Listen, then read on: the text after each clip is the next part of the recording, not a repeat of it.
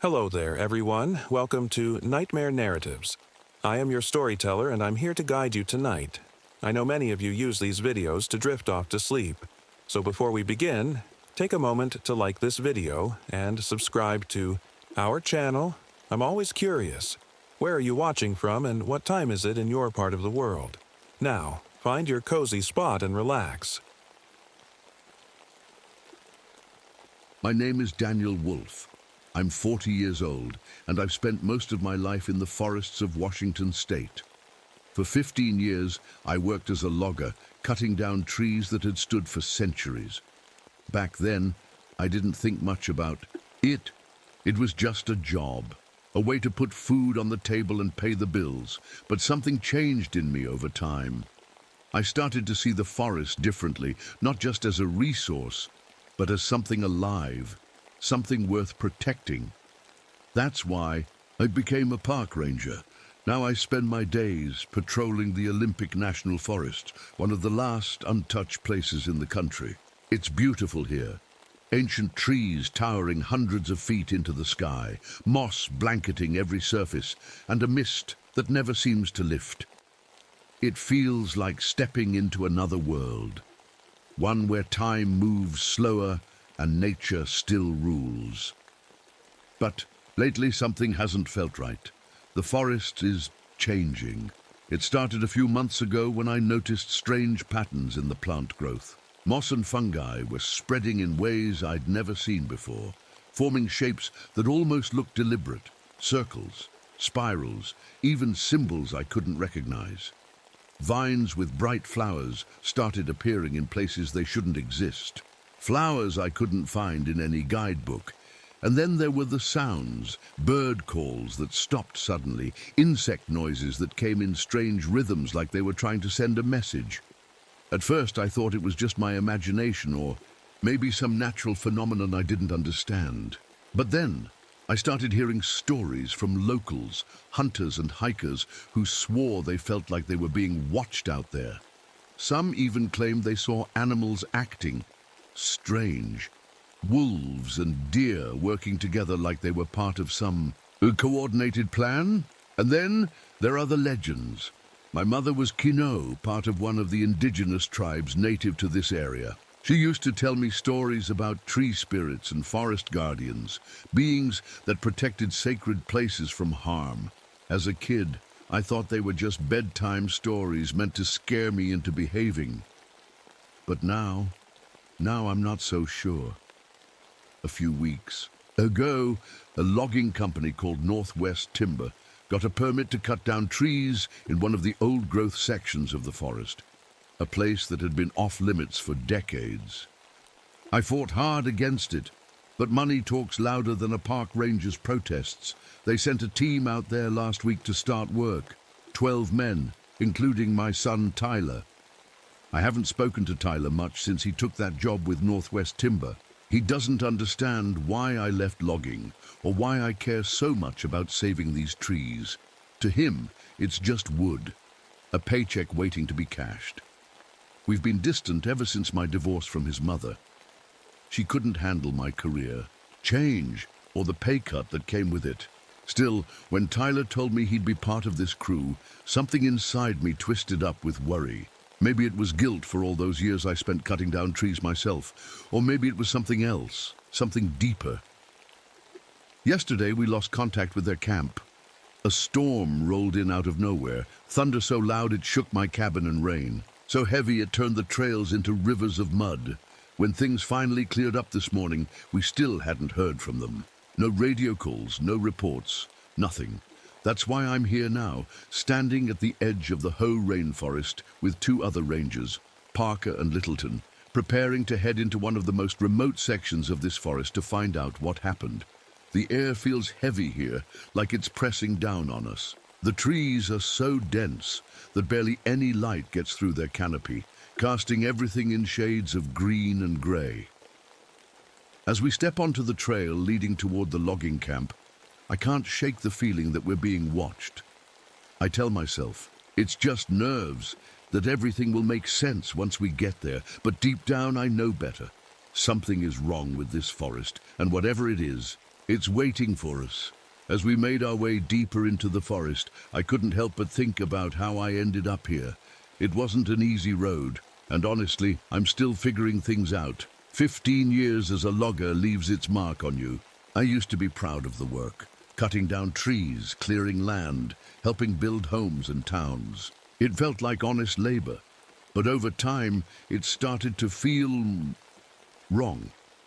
I remember the first time I saw one of those massive old-growth trees come down. It was over 300 feet tall and probably older than this country itself. The sound it made when it hit the ground was like a thunderclap, and for some reason, it made my stomach turn. I didn't quit right away. I told myself it was just part of the job, nothing personal. But the guilt grew heavier with every tree I cut down. Eventually, I couldn't ignore it anymore. So, I walked away from logging and started over as a park ranger. It wasn't easy. Less money, fewer friends, and a lot of people who thought I'd lost my mind. My son Tyler was one of them. He was just a kid when I made the switch, but even then he didn't understand why his dad would give up a good-paying job to save trees. As he got older, he followed in my footsteps, not as a ranger, but as a logger. It felt like a slap in the face at first, but I knew it wasn't personal. He was just trying to find his own path. Still, it's hard not to feel like I failed him somehow. "Wolf," Parker called out from up ahead, snapping me out of my thoughts. "You see this?" I hurried over to where he was standing and saw what he meant. The trail ahead was completely blocked by fallen trees, huge ones that looked like they'd been uprooted by the storm. But something about it didn't sit right with me. "These didn't fall naturally," I said after a moment. "Look at the roots. They're too clean. It's like they were pulled out of the ground." Littleton frowned as she examined one. "Of the trunks." "By what? A tornado?" I shook my head. "No tornadoes around here." We had no choice but to climb over the mess and keep moving. The deeper we went, the stranger things got. The plants seemed off somehow. Vines twisted around tree trunks in unnatural patterns, and patches of moss formed shapes that looked almost deliberate, circles and spirals that reminded me of old carvings I'd seen in museums. "Does this look normal to you?" Littleton asked, pointing at a cluster of flowers growing along the trail. I knelt down for a closer look. They were bright red, with petals shaped like tiny hands, something I'd never seen before in all my years out here. "No," I admitted quietly. "It doesn't." Parker chuckled nervously behind me. "Maybe we've discovered a new species. Or maybe we shouldn't be here," Littleton muttered under her breath. I didn't say anything, but her words stuck with me as we pressed on toward the logging camp. The controversy surrounding this logging operation had been brewing for months before they even set foot in the forest. Northwest Timber had been trying to get access to this section for years, claiming it was essential for their business. The area was home to some of the oldest trees in the region, trees that had stood untouched for hundreds, maybe even thousands of years. I fought hard against their permit application, arguing that this place was too important to destroy. The Kinol tribe joined me in protesting. They said this land was sacred and warned that disturbing it could have serious consequences. But money talks louder than tradition or conservation these days. The company finally got their permit after promising to follow strict environmental guidelines and leave certain heritage trees untouched. My job was to make sure they kept their word, a task that put me directly at odds with my former colleagues in the logging industry. The tension had been building ever since they arrived last week. Equipment kept breaking down for no apparent reason. Workers reported feeling uneasy, like they were being watched, and there were rumors about animals behaving strangely near the camp. I'd heard enough stories from indigenous elders over the years to know better than to dismiss these things outright. Elder Joseph, a respected figure in the Quinault community, had warned me personally about what might happen if we let Northwest Timber into this part of the forest. "They'll awaken something that should stay asleep," he told me during one of our conversations at their protest camp near the forest's edge. What do you mean? I asked him. He looked at me with eyes full of worry and said only one thing: the one who walks through trees. At the time, I thought it was just another story meant to scare people away from logging here. But now I wasn't so sure. When we finally reached what should have been the logging camp, all three of us stopped dead in our tracks. The clearing where their equipment had been set up was empty. No trucks, no tents, no sign of life at all, except for half-eaten meals scattered across makeshift tables, like everyone had left in a hurry. "What the hell happened here?" Parker whispered. Before I could answer him, something caught my eye. A tree near the edge of the clearing with deep gouges in its bark that looked almost like claw marks or teeth marks. And then there was the smell, a sickly sweet scent mixed with something metallic that turned my stomach. "This isn't right," Littleton said softly, as she scanned our surroundings with wide eyes. She was right. It wasn't right at all. Something had happened here. Something bad, and whatever it wasn't over yet. The clearing was too quiet. No birds, no insects, just the sound of our own breathing. It felt like the forest was holding its breath, waiting for something to happen. "Where is everyone?" Parker asked, his voice barely above a whisper. I didn't answer because I didn't know. The camp looked like it had been abandoned in a hurry. Plates of food sat on tables, half-eaten. A coffee pot was still steaming, which meant they hadn't been gone long. But there was no sign of struggle, no footprints leading away, no blood, nothing. Littleton knelt by one of the tables and picked up a fork. "It's still warm," she said. Holding it up like that explained anything. I walked to the center of the clearing, my boots sinking slightly into the damp earth. Something about this place felt wrong, like the air itself was heavier here. My eyes scanned the area, looking for any clue as to what might have happened. That's when I saw it. Near the edge of the clearing, there was a tree with something embedded in its bark. At first, I thought it was just a strange knot or maybe some kind of fungus. But as I got closer, I realized what it really was. Teeth. Human teeth. They were stuck in the bark like someone or something had bitten into the tree and left them behind. The gums were still attached, and there was fresh blood dripping down the trunk. What is that?" Littleton asked from behind me, her voice shaking. I didn't answer right away. My stomach churned as I reached out to touch the tree, half expecting it to move under my hand. The bark felt warm, too warm, and sticky with sap that smelled faintly like iron. "I don't know," I finally said, pulling my hand back quickly. Parker joined us, his face pale as he stared at the teeth. "This is messed up," he muttered. "We need to call this in." He reached for his radio, but all we got was static. The storm must have knocked out the signal towers, or maybe it was something else entirely. "We'll try again when we're out of this section," I said, trying to keep my voice steady. "For now, let's keep looking." Neither of them looked happy about it, but they nodded and followed me as we moved deeper into the forest. The trail leading away from the camp was barely visible under a tangle of vines that hadn't been there before. They were thick and covered in thorns that glistened like they were wet with dew or blood. We had to hack our way through with machetes just to make progress. As we walked, I noticed more strange things about the forest around us. The trees seemed closer together than they should have been, their branches twisting toward each other like they were trying to block out the sky. The ground was soft and spongy underfoot, and every step felt like it might sink us deeper into the earth. And then there were the shapes.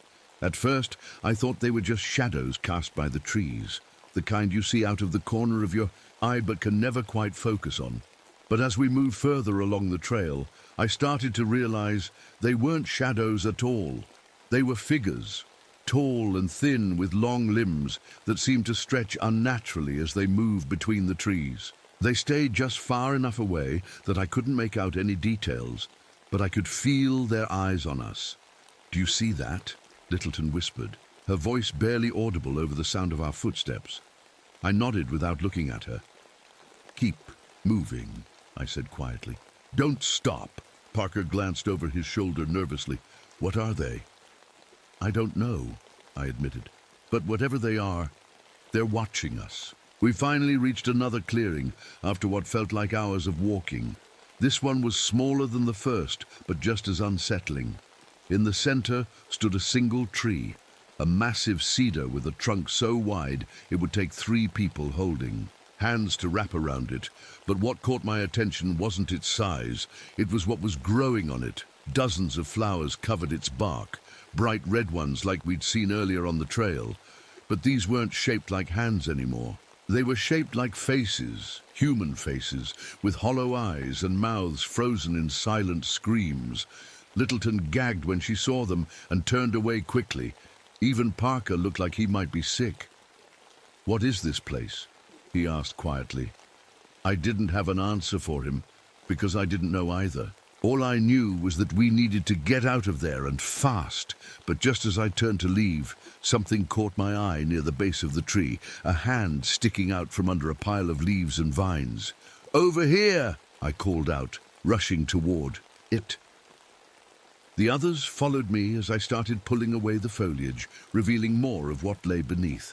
A body tangled in roots that had grown through its limbs like they were part of it now. The face was barely recognizable, but I knew who it was anyway. Matthews, one of Tyler's co-workers from Northwest Timber. His eyes were open but lifeless, staring up at nothing while his mouth hung slack in a silent scream. Parker took a step, back, his hand covering his mouth as he tried not to throw up. Littleton just stood there, frozen in shock. "We need to go," she said finally, her voice trembling. "Now." I nodded and stood up slowly, wiping my hands on my pants, even though they still felt dirty somehow. But before we could take another step, we heard it. A low rumble coming from deep within the forest that made every hair on my body stand on. And it wasn't thunder or wind or anything natural. It sounded alive and angry, and it was getting closer. The sound was like nothing I'd ever heard before. A deep rumble that seemed to come from the ground itself, vibrating through the soles of my boots. It wasn't constant, it came in waves, growing louder and then fading slightly like it was breathing. "What is that?" Parker asked, his voice barely above a whisper. I didn't answer because I didn't know. All I knew was that we needed to move, and fast. "Stay together," I said, trying to keep my voice steady. "No matter what happens, don't split up." We turned back toward the trail we'd come from, but it wasn't there anymore. The vines had grown thicker while we were in the clearing, twisting together into an impenetrable wall of thorns. It was like the forest had closed itself off behind us. Littleton pulled out her machete and started hacking at the vines, but they didn't budge. Every time she cut one, another grew in its place almost instantly. "It's like it's alive," she muttered, her voice shaking. "It is alive," I said quietly, "and it doesn't want us to leave." We had no choice but to find another way out. The rumbling sound followed us as we moved deeper into the forest, growing louder with every step. It felt like whatever was making it was circling us, closing in slowly but deliberately. The trees seemed to shift around us as we walked, their trunks leaning closer together until the path ahead was barely wide enough for one person at a time. The air grew colder, and the mist thickened until it felt like we were walking through clouds. "Do you hear that?" Parker asked suddenly. I stopped and listened. At first I thought it was just the rumbling again, but then I realized it was something else, something softer but just as unsettling. Footsteps. They were heavy and deliberate, echoing through the forest like someone, or something, was following us. But every time I turned around to look, there was nothing there. "Keep moving," I said firmly. "Don't stop." It wasn't long before Littleton disappeared. One moment she was right behind me, her flashlight cutting through the mist like a beacon. The next moment she was gone. No sound, no scream, just gone. "Littleton!" Parker shouted, his voice cracking with panic as he turned in circles trying to find her. "Stay calm," I said quickly, grabbing his arm to keep him from running off into the mist. "We'll find her." But even as I said it, I wasn't sure if I believed it myself. We retraced our steps as best we could, calling out her name every few seconds. The rumbling sound grew louder and more erratic now, like whatever was making it had noticed our panic and was feeding off of it. After what felt like hours of searching, we finally found her, or what was left of her. She was standing near a massive tree trunk with her back to us, completely still except for the slight movement of her head as she turned toward us slowly. Her face looked wrong somehow, pale and stretched tight over her skull like she hadn't eaten in days, and then I saw why. Her body wasn't hers anymore. It belonged to the tree. Vines had grown through her arms and legs like veins, pulling her into its trunk until she was part of it now. Bark covered parts of her skin where flesh used to be, and leaves sprouted from her hair like they'd always been there. "Help me," she whispered weakly as tears streamed down her face. Parker froze in place beside me, his mouth opening and closing silently like he wanted to say something but couldn't find the words. I stepped forward slowly, my heart pounding in my chest as I reached out toward her, but before my hand could touch hers, she screamed. It wasn't a human scream. It sounded more like wind tearing through branches or animals crying out in pain all at once. Her eyes rolled back into her head as the tree pulled her deeper into its trunk until there was nothing left but bark where she'd been standing moments before. "We need to get out of here," Parker said urgently as he grabbed my arm again. "Now," I nodded and turned away from what used to be Littleton, because looking at it any longer would have broken me completely. But before we could take another step, something grabbed Parker's leg. He screamed as vines wrapped around his ankle and started pulling him toward another tree nearby, a smaller one this time, but just as alive as the others. He tried kicking at them with his free leg while shouting for help, but they were too strong. I didn't think, I just acted. Pulling out my knife from its sheath on my belt, I dropped to my knees beside him and started cutting at the vines as fast as I could. They hissed when my blade touched them like they were alive and angry, but eventually they loosened enough for Parker to pull free. His leg looked bad, deep cuts where the thorns had dug into his skin. But worse than that, part of it had started changing. The flesh near his ankle had turned hard and brown like bark, spreading up toward his knee, slowly but steadily. "It's spreading," he said quietly as he stared down at his leg with wide eyes full of fear. "We'll stop it," I promised him, even though I had no idea how. And no time to figure it out either, because the rumbling sound was closer now than ever before. Whatever was hunting us wasn't far away anymore. We didn't stop moving. Parker was limping badly, leaning on me for support, but we couldn't afford to rest. The forest felt alive now, watching, shifting, closing in around us. Every step felt harder than the last, like the ground itself was trying to hold us back. The rumbling had stopped, replaced by a new sound, something softer but far more terrifying. It was a creaking noise, like wood bending under pressure, mixed with the rustling of leaves. It came from everywhere and nowhere at once, echoing through the trees like a voice calling out to us. And then we saw it. At first, it was just a shadow, moving between the trees, too big to be an animal, but too fast to be anything else. It didn't make sense. One moment it was on our left, the next it was ahead of us, and then behind us, like it could be anywhere it wanted to be. "Do you see that?" Parker whispered, his voice trembling. I nodded, my throat too dry to speak. My heart was pounding, so hard I thought it might burst out of my chest. The shadow stopped moving. It stood perfectly still in the distance, just barely visible through the mist, and then it stepped forward. It wasn't a shadow anymore. It was something real, something alive. The creature stood at least 12 feet tall, its body made entirely of plants. Its arms were long and thin like tree branches, its legs thick and rooted like trunks. Moss covered its chest, and vines twisted around its limbs like muscles. Its face, if you could call it that, was a shifting mass of leaves and bark that formed into human-like features for just a moment before falling apart again.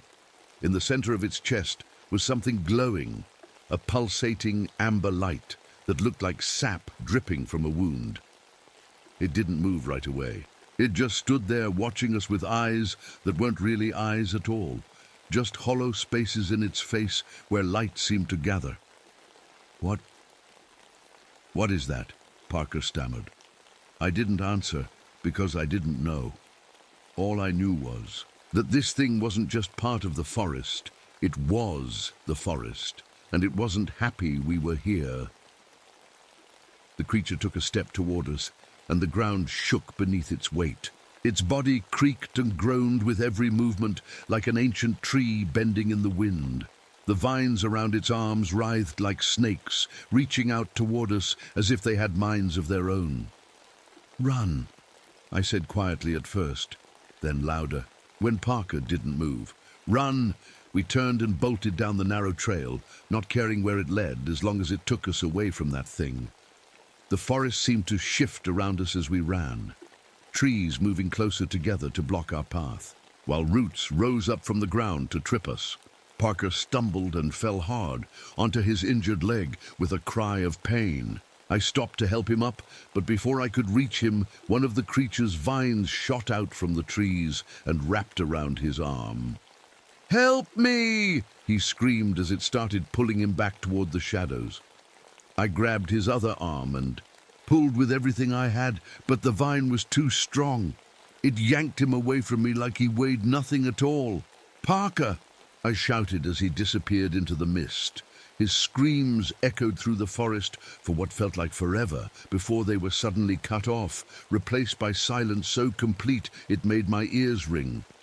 I stood there frozen for what felt like hours, but was probably only seconds, staring into the darkness where he'd been taken. My hands were shaking so badly I could barely hold onto my flashlight. And then I heard it again, that creaking noise mixed with rustling leaves, and realized I wasn't alone anymore. The creature stepped out of the shadows again, its glowing, core pulsing brighter now as if feeding off my fear. It didn't attack right away this time. Instead, it just stood there watching me like it was waiting for something, and then it spoke. Not in words exactly, it didn't have a mouth, but in vibrations that traveled through the ground and into my body like some kind of ancient frequency only living things could understand. It wasn't angry, not anymore, but curious, almost sad. I don't know how I understood what it was saying, because there weren't any words or images, just feelings and impressions that filled my mind all at once. It showed me visions of trees being cut down, thousands of them over centuries, leaving behind scars on the land where nothing would grow again. It showed me animals fleeing their homes as machines tore through their habitats without mercy or thought for what they were destroying. And then it showed me myself, standing in front of those massive old-growth trees years ago with an axe in my hands while they fell around me one by one like dominoes. I dropped to my knees under the weight of those images, the guilt crushing me like a physical force until I could barely breathe. "I'm sorry," I whispered hoarsely, even though I wasn't sure if it could hear me or if it even cared about apologies at all. The creature tilted its head slightly as if considering my words, before stepping closer again, its massive form towering over me now as vines reached out toward my arms and legs slowly, almost gently this time, instead of violently like before. I didn't fight back. I couldn't, not after everything it had shown me about what we'd done to this place, to its place. I stayed on my knees, frozen in place as the creature loomed over me. Its vines crept closer, brushing against my arms and legs like they were testing me, trying to understand what I was. I could feel the rough texture of the bark-like tendrils against my skin, and for a moment I thought it was going to pull me into the forest, just like it had done with Parker. But it didn't. Instead, the glowing core in its chest pulsed brighter, and I felt something strange, a warmth spreading through my body that wasn't entirely unpleasant. It was like the forest itself was reaching out to me, not just physically, but mentally. Images flashed through my mind again, faster this time. Trees growing, animals thriving, rivers flowing clean and clear. It was showing me what this place used to be before we started tearing it apart. And then it showed me Tyler. He was alive, but barely. He was lying against the base of a massive tree, somewhere deeper in the forest. His body covered in bark-like growths that spread across his skin like a disease. His face was pale, his eyes half closed as he struggled to breathe. The vines around him weren't attacking. They were holding him in place, keeping him trapped but alive. "Let him go," I said quietly, my voice shaking. "Please." The creature tilted its head again, its hollow eyes narrowing slightly, as if it was trying to decide whether or not I was worth listening to. The vines around me tightened slightly, not enough to hurt, but enough to remind me that I wasn't in control here. "I know what we've done," I continued, my voice growing steadier as I forced myself to meet its gaze. "I know we've hurt this forest, hurt you. But Tyler, he's just a kid. He doesn't deserve this." The creature didn't respond, not in words or images, but the warmth in my chest grew stronger, almost overwhelming now. It wasn't just showing me things anymore. It was communicating with me directly through feelings and sensations that were impossible to describe, but impossible to ignore. It wanted something from me. "What do you want?" I asked softly. "What can I do?" For a moment there was nothing but silence. And then it showed me. The images came faster than before, flashes of rituals performed by indigenous shamans centuries ago under the light of the moon.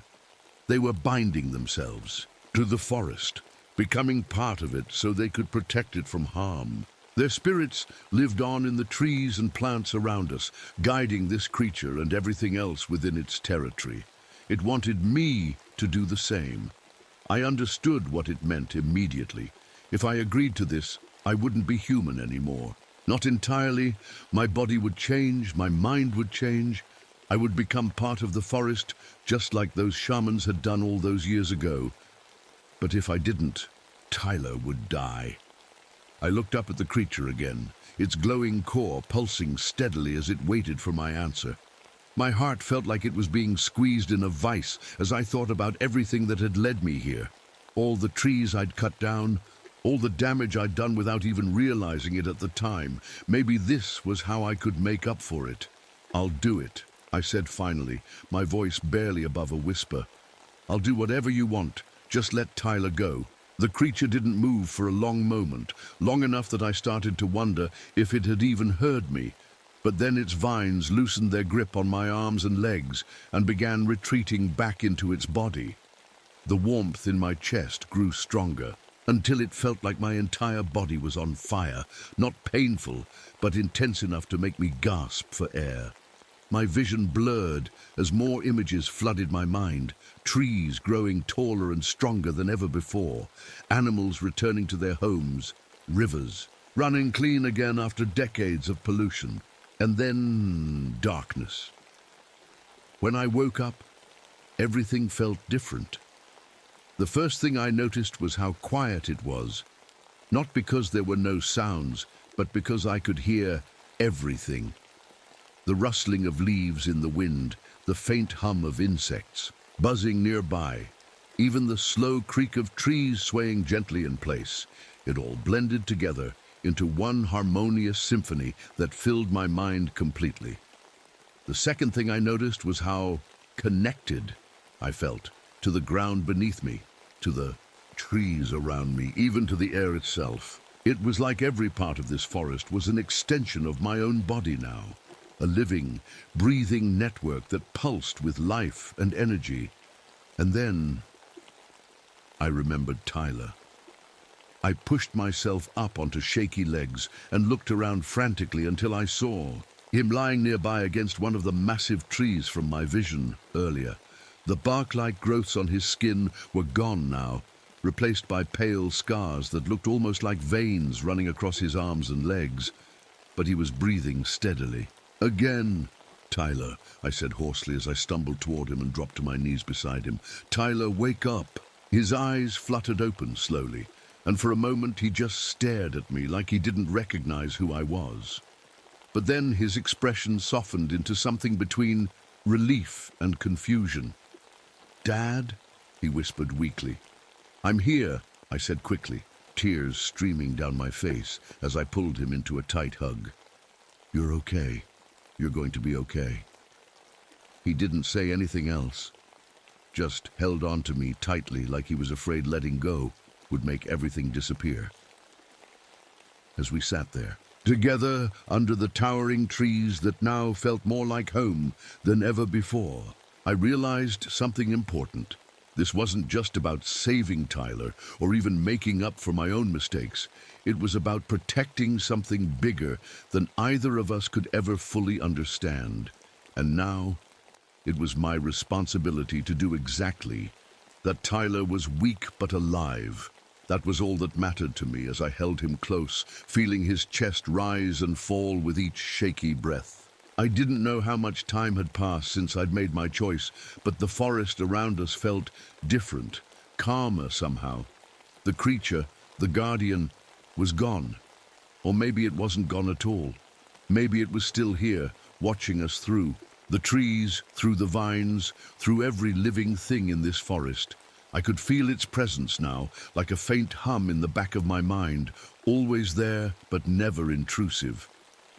I helped Tyler to his feet, wrapping his arm around my shoulder to support him as we started walking. The forest seemed to guide us this time, the trees parting just enough to show us a clear path back towards safety. The mist was lifting too, letting sunlight filter through the canopy in golden beams that felt warm against my skin. But something about that warmth was different now. I looked down at my hands as we walked and noticed the faintest green tint to my skin, like chlorophyll running through my veins instead of blood. My fingertips felt rougher too, almost like bark, and when I touched one of the nearby trees for balance, it felt alive in a way I couldn't explain. I could sense its roots deep in the earth, its branches stretching toward the sky. It wasn't just a tree anymore. It was part of me, and I was part of it. When we finally reached the edge of the forest, Elder Joseph was waiting for us. His face was calm but serious as he watched us approach, his eyes lingering on me like he already knew. "What had happened?" "You spoke to it," he said simply when we stopped in front of him. I nodded. "It didn't give me much of a choice." He studied me for a moment before nodding slowly. "You did what needed to be done." Tyler looked between us with confusion written all over his face. "What's going on? What did you do?" I hesitated, unsure how to explain something I barely understood myself. "I made a deal," I said finally, "to save you." His brow furrowed as he glanced at Elder Joseph for answers, but the old man just placed a hand on his shoulder and said softly, "Your father has become something more than human now, something this forest needs." Tyler shook his head, clearly struggling to process everything that had happened. "This doesn't make any sense." "It doesn't have to," I said gently. "All that matters is that you're safe." He didn't respond right away, just stared at me like he was trying to figure out if I was still the same person he'd always known. And maybe I wasn't. Not entirely, but I hoped there was still enough of me left for him to recognize. In the days that followed, news of what happened spread quickly. Northwest Timber pulled out of the area entirely after hearing what little testimony Parker and Tyler could give about their experiences in the forest.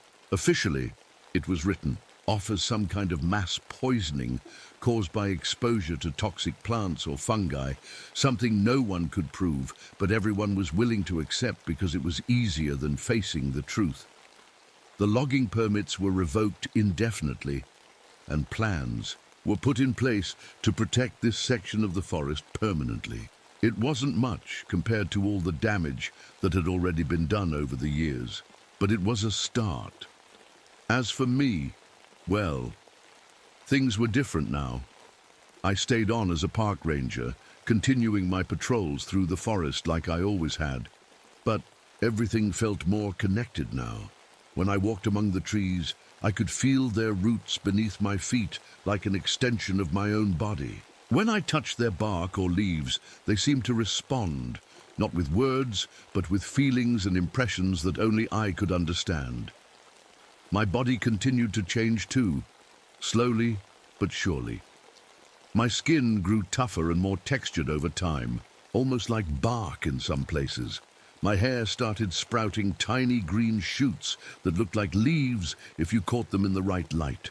And when I cut myself accidentally while working one day, sap leaked out instead of blood. It should have scared me, but it didn't. This was who I was now, what I'd chosen to become. And for once in my life, it felt right. Tyler stayed with me for a while after everything happened, helping me around the cabin and trying to learn more about why I'd made the choices I did. We talked more during those weeks than we had in years, about his job as a logger, about my regrets from those days, about what it meant to truly care for something bigger than yourself. Eventually, he decided to leave logging behind too.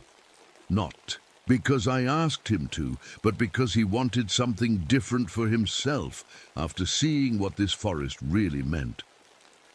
"I think I get it now," he said one morning as we sat on the porch, watching the sun rise over the treetops. "Why you gave up everything for this place." I smiled at him softly and said only one thing: "It's worth it." The last time I saw Elder Joseph before he returned to his village, he told me something that stuck with me ever since. "You're not alone," he said quietly, as we stood together at the edge of another old-growth section deep within Olympic National Forest. "There are others like you out there, in forests all over the world, guardians who've made sacrifices just like yours." I nodded slowly, but didn't say anything, because there wasn't anything else left to say.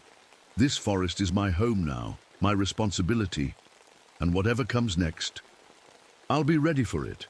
As I sit here now under one of those ancient trees, with its roots tangled around my legs like an embrace, I can feel everything. The wind moving through its branches above me, the animals scurrying through its undergrowth. Below, even Tyler's footsteps far off in another part of this vast network we call home, and for once in my life, everything feels exactly as it should be.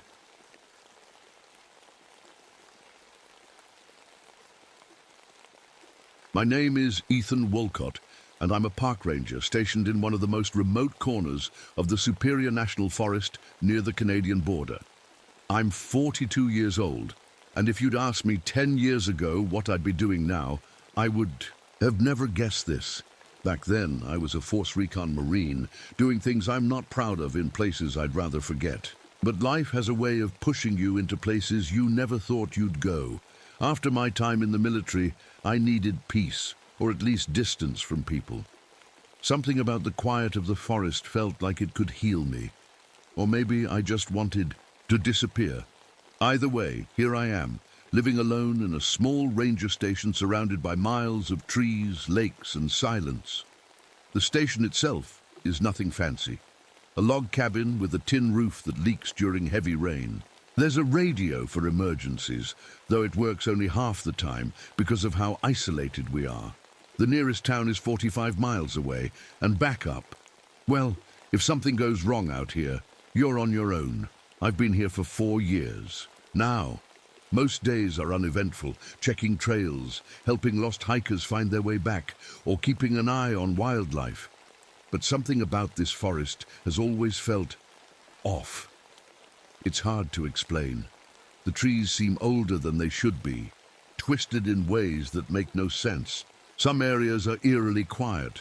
No birds, no rustling leaves, just silence that presses on your ears like a weight. Locals have their stories about this place. They talk about shadowy figures seen between the trees at dusk or strange sounds echoing through the valleys at night. Most people laugh it off as superstition, but after everything I've been through in my life, I've learned to trust my instincts. And my instincts tell me there's something here, something watching. I keep journals about odd things I've noticed. Claw marks on trees too high for any animal to reach, patches of ground where nothing grows, even strange tracks that appear out of nowhere and vanish just as suddenly. My colleagues think I'm paranoid. Ethan's just jumpy from his military days, they say, but I know what I've seen. The truth is, I don't sleep much anymore. When I do sleep, it's with the lights on. Shadows make me uneasy, not just because of what they hide, but because sometimes they seem to move when they shouldn't. 3 hunting parties have gone missing in this forest over the last 2 years. The official reports blame hypothermia or getting lost in the wilderness, but deep down, I know there's more to it than that. People don't just vanish without a trace. Not like this. The last thing my ex-wife said to me before she left was that I cared more about ghosts than people. Maybe she was right. But out here, ghosts, or whatever's lurking in these woods, feel more real than anything else. Tonight feels different somehow. The air is colder than it should be for spring, and there's a strange stillness outside my window. Even the wind seems afraid to move through the trees. I glance at my father's old silver compass sitting on the desk beside me. It doesn't point north anymore. It hasn't since he gave it to me before he passed away. But for some reason, I can't bring myself to get rid of it. As I sit there staring at it, the radio crackles to life. A rare occurrence this far out. And a voice comes through, shaky and panicked. "Ranger station. Anyone there? Please, we need help." My heart skips a beat as I grab the receiver and press it to my ear. "This is Ranger Woolcott," I say quickly. "What's your location?" There's static for a moment before the voice comes back. "Whispering Pine Lake. Something's out here watching us." The line goes dead before I can ask anything else. I grab my gear, a flashlight, emergency flares, and my rifle, and head for the door. Whatever's happening out there tonight, it feels like it's just beginning. Stepped out of the ranger station into the cold night air. The forest stretched endlessly before me, a maze of towering white pine trees and fog-covered lowlands. The moon was hidden behind thick clouds, casting everything in a dull grey light. It was eerily quiet, no chirping crickets, no rustling leaves, just the sound of my boots crunching against the gravel path. The Superior National Forest had always felt alive to me, but not in a comforting way. The trees seemed older than they should be, their trunks twisted and gnarled, like they'd been through centuries of storms. Some areas of the forest were downright strange, places where nothing grew, where even animals refused to go. I called them dead zones. They weren't marked on any map, but I knew where they were from years of patrolling these woods. Tonight, something felt different. The air was colder than it should be for spring, and there was a heavy stillness that made my skin crawl. I adjusted my rifle strap and checked my flashlight before heading toward Whispering Pine Lake. It was about 5 miles away, deep in one of the most isolated parts of the forest. As I walked, my mind wandered to the stories locals told about this place. They spoke of shadowy figures seen between the trees at dusk, or strange sounds echoing through the valleys at night. Most people laughed it off as superstition, but I wasn't so sure anymore.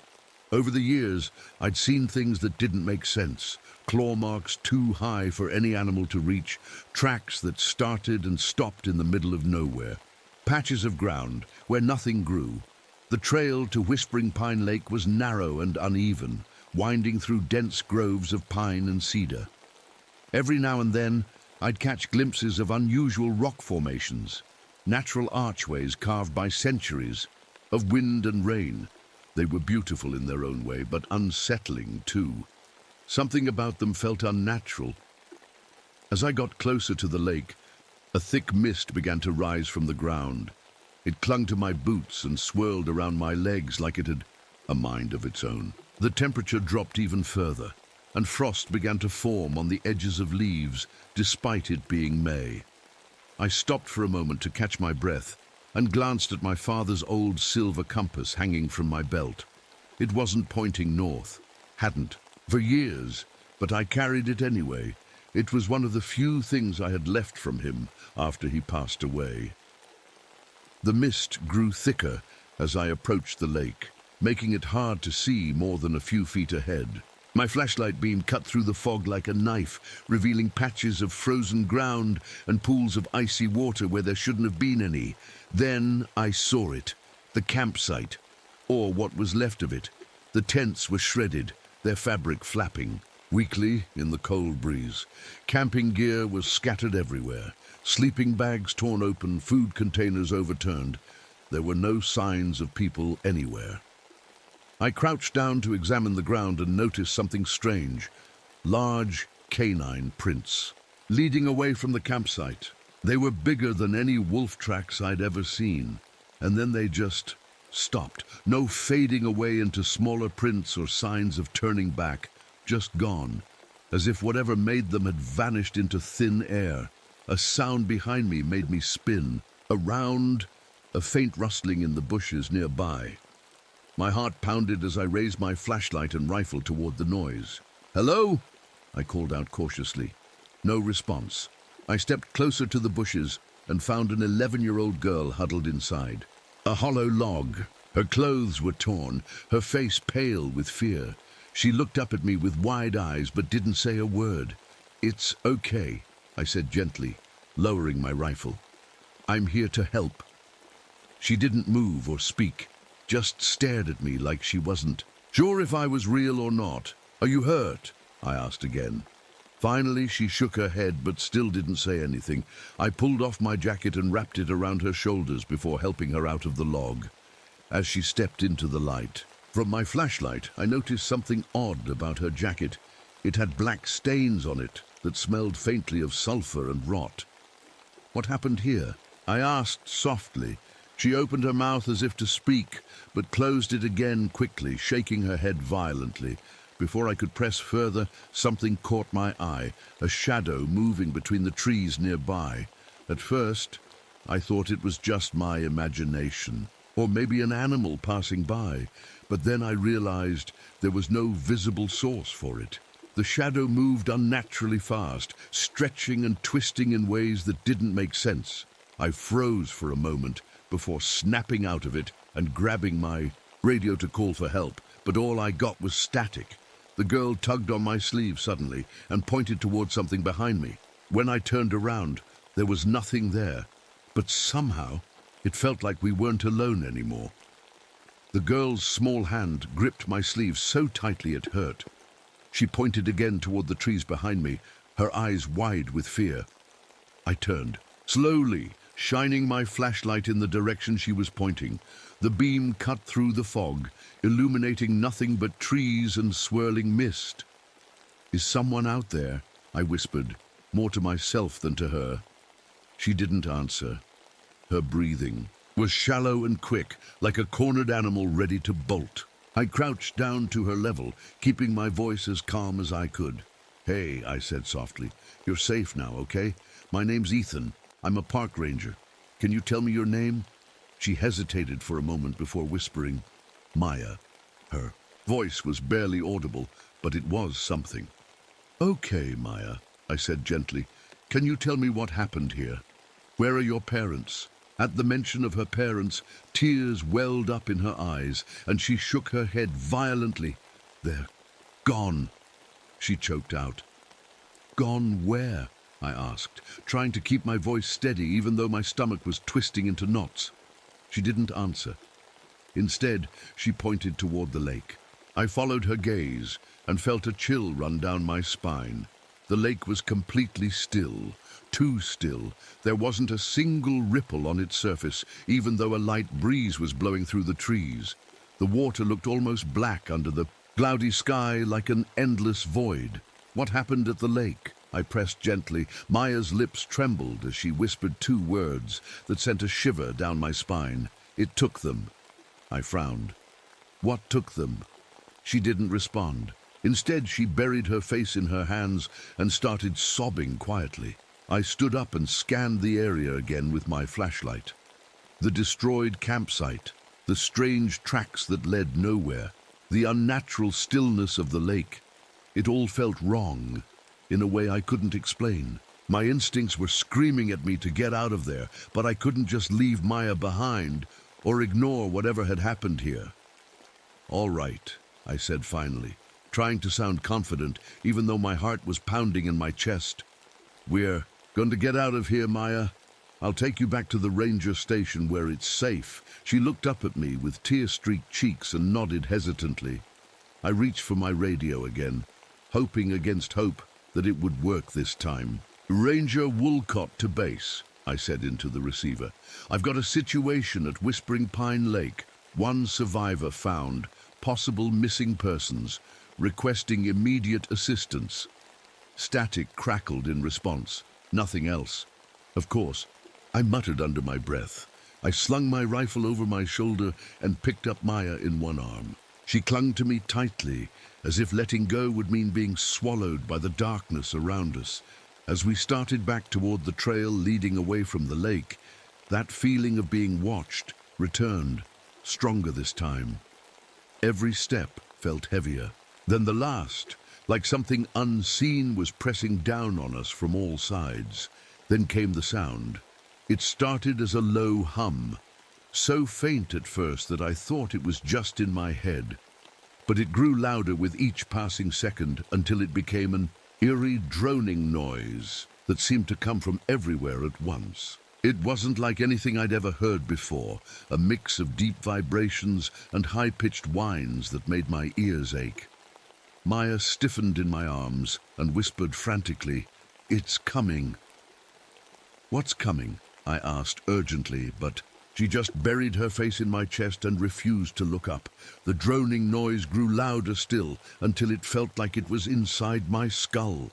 The trees around us seemed to blur and shift in the dim light of my flashlight, as if they were alive and moving on their own. And then, silence. The noise stopped so suddenly that it left a ringing in my ears. For a moment, everything was still. Again, too still. That's when I saw it, a shadow moving between the trees ahead of us. At first glance, it looked like a person, tall and thin, but something about its movements wasn't right. It moved too smoothly, gliding through the fog without making a sound or disturbing anything around it. I froze in place, gripping Maya tightly as she whimpered softly against my chest. The shadow stopped just beyond the reach of my flashlight beam. It didn't move or make a sound, it just stood there watching us. Or at least I think it was watching us. It didn't have any discernible features, just an outline of darkness against the misty backdrop of the forest. My instincts screamed at me to run, to get as far away from this thing as possible, but years of training kept me rooted in place. Long enough to assess the situation. Slowly, I raised my rifle and aimed it at the shadowy figure. "Stay back!" I shouted into the darkness. The figure didn't move or respond. It just stood there like it was waiting for something. And then it vanished. 1 second it was there, the next second it wasn't.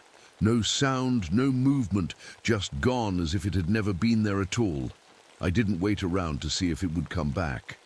With Maya clinging tightly to me, I turned and started, running down the trail as fast as I could without tripping over roots or rocks in the dark. Whatever that thing was, it wasn't human, and it wasn't done with us yet. I didn't stop running until I could barely breathe. My legs burned, my chest felt like it was on fire, and every step I took felt heavier than the last. Maya clung to me like her life depended on it, her small arms wrapped tightly around my neck. The forest seemed darker now, the trees closing in around us, like they were alive. I finally slowed down when I reached a small clearing. My flashlight flickered weakly, the batteries struggling to keep up. I set Maya down gently on a fallen log and knelt in front of her. "Are you okay?" I asked, trying to catch my breath. She nodded but didn't say anything. Her face was pale, her eyes wide with fear. She kept glancing over my shoulder as if she expected something to jump out of the shadows at any moment. I scanned the area with my flashlight, my heart pounding in my chest. The droning sound was gone, but the silence was even worse. No wind, no rustling leaves, just an oppressive stillness that made every hair on my body stand on end. "We're going to be okay," I said, more to reassure myself than her. "We just need to keep moving." Maya shook her head violently. "It's still here," she whispered. I froze. "What do you mean?" She pointed toward the edge of the clearing where the trees were thickest. I followed her gaze but saw nothing, just shadows and fog. "There's nothing there," I said, trying to keep my voice steady. She grabbed my arm and whispered urgently, "You can't see it, but it can see you." A chill ran down my spine at her words. I didn't know what she meant, but the way she said it sent a wave of unease through me. Suddenly, a faint sound broke the silence. A low growl that seemed to come from everywhere. At once. It wasn't loud, but it was enough to make my blood run cold. I stood up quickly and gripped my rifle tightly, aiming it toward the direction of the noise. "Maya," I said quietly, "stay behind me." She didn't argue. She crouched behind the log and hugged her knees to her chest, her eyes darting around nervously. The growl came again, closer this time. It wasn't like any animal I'd ever heard before. It was deep and guttural, almost like a rumble of thunder mixed with a hiss. My flashlight flickered again, casting strange shadows across the clearing. "Who's there?" I called out, trying to sound braver than I felt. There was no response, just the sound of something moving through the trees. Branches snapped, leaves rustled, and then silence again. I strained my ears, trying to pinpoint where the sound was coming from. My hands were shaking as I adjusted my grip on the rifle, and then I saw it. At first, it looked like another shadow among the trees, tall and thin with long limbs that didn't seem quite right. But as it stepped closer into the edge of my flashlight beam, I realized it wasn't a shadow at all. It was wrong. Its body was pitch black and seemed to absorb light rather than reflect it. Its limbs were too long for its body, bending at odd angles like a broken puppet. Its face, or what should have been its face, was featureless except for two glowing white eyes that seemed to pierce straight through me. I froze in place, unable to move or even breathe. My mind struggled to make sense of what I was seeing. It wasn't human or animal or anything that should exist in this world. The creature tilted its head slightly as if studying me. Then it took a step forward, and another, until it was just outside the clearing. "Maya," I whispered without taking my eyes off the thing. "Run." She didn't move. "I can't," she whispered back, her voice trembling. The creature stopped at the edge of the clearing and crouched low like a predator ready to pounce. Its glowing eyes locked onto mine, and for a moment, time seemed to stand still. I raised my rifle slowly and aimed at its center mass. My finger hovered over the trigger as I tried to steady my breathing. "Stay back," I shouted. The creature didn't flinch. It just stared at me with those unblinking eyes. I fired a shot into its chest and immediately regretted it. The sound of the gunshot echoed through the forest like a thunderclap, shattering the silence, but the creature didn't react at all. The bullet passed through its body as if it wasn't even there, and buried itself in a tree behind it. The creature stood up straight again and let out an ear-piercing screech that made me drop my rifle and cover my ears. It was unlike anything I'd ever heard before, a mix of rage and pain and something else, something primal. Maya screamed behind me as the creature lunged forward into the clearing, but just before it reached us, it stopped abruptly, as if hitting an invisible wall. It let out another screech before retreating back into the shadows of the trees, and then everything went quiet again. I turned around quickly and grabbed Maya by the hand. "We need to go," I said urgently. She nodded silently and followed me as we ran back toward the trail leading away from Whispering Pine Lake. Whatever that thing was, it wasn't done with us yet. We ran. I didn't look back, and I didn't let go of Maya's hand. The trail was uneven, the roots and rocks threatening to trip us with every step. But I didn't care. My only focus was getting as far away from that thing as possible. Maya struggled to keep up, her small legs barely able to match my pace. I slowed down just enough to keep her from falling, but kept moving. The flashlight in my hand flickered again, the beam growing weaker by the second. If it died, we'd be left in total darkness. "Are we safe?" Maya asked between gasps for air. I didn't answer. I couldn't lie to her, and the truth was, I didn't know. The forest around us felt alive, like it was watching, waiting. Every shadow seemed to shift and move in the corner of my eye, but when I turned to look, there was nothing there. The silence was deafening, broken only by the sound of our footsteps and ragged breathing. After what felt like an eternity, we reached a small wooden bridge that crossed over a shallow creek. I stopped in the middle of it and turned around, my flashlight sweeping over the trail behind us. Nothing, just trees and fog. Maya tugged on my sleeve. "Why did it stop?" she asked quietly. I shook my head. "I don't know," I admitted. "Maybe it can't leave the lake."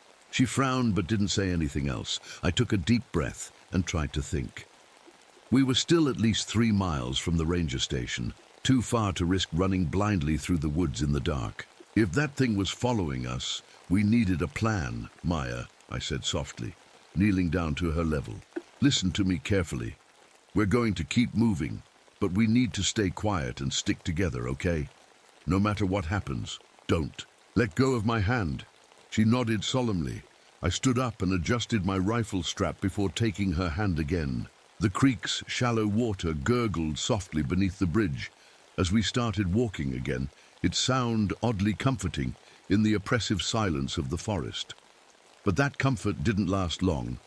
As we made our way up a narrow incline on the trail, I heard it again, that low growl from before. It was faint at first, almost like a distant rumble of thunder, but it grew louder with each passing second. Maya froze in place, her grip on my hand tightening. "It's here," she whispered, turned around slowly, raising my flashlight and rifle toward the direction of the sound. My heart pounded in my chest as I scanned the trees behind us, and then I saw it. Those glowing white eyes staring at us from the shadows. The creature was back, standing just at the edge of the trail about 50 feet away. It didn't move. It just stood there watching us like before. Its body seemed even darker than before, blending almost perfectly with the surrounding shadows, except for those piercing eyes. "Maya," I said quietly without looking away from it. "When I say run, you run as fast as you can back down this trail." She started to protest, but I cut her off. "No arguments," I said firmly.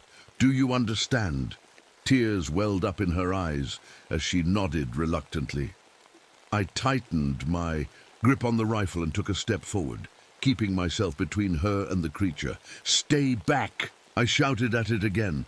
The creature tilted its head slightly as if curious about me, but didn't move. I fired another shot, this time aiming for its legs, but just like before, the bullet passed through it without any effect. The creature let out that same ear-piercing screech from earlier, making both Maya and me cover our ears in pain. This time, though, it didn't stop there. The creature lunged forward with an unnatural speed that made my stomach drop. It closed half the distance between us in seconds before stopping abruptly just outside of arm's reach. Up close, it was even more terrifying than I'd realized. Its body seemed to ripple and shift like smoke caught in a breeze, its limbs bending at impossible angles as it crouched low like a predator ready to strike. I swung my flashlight at it out of sheer desperation, and to my surprise, it recoiled slightly from the light.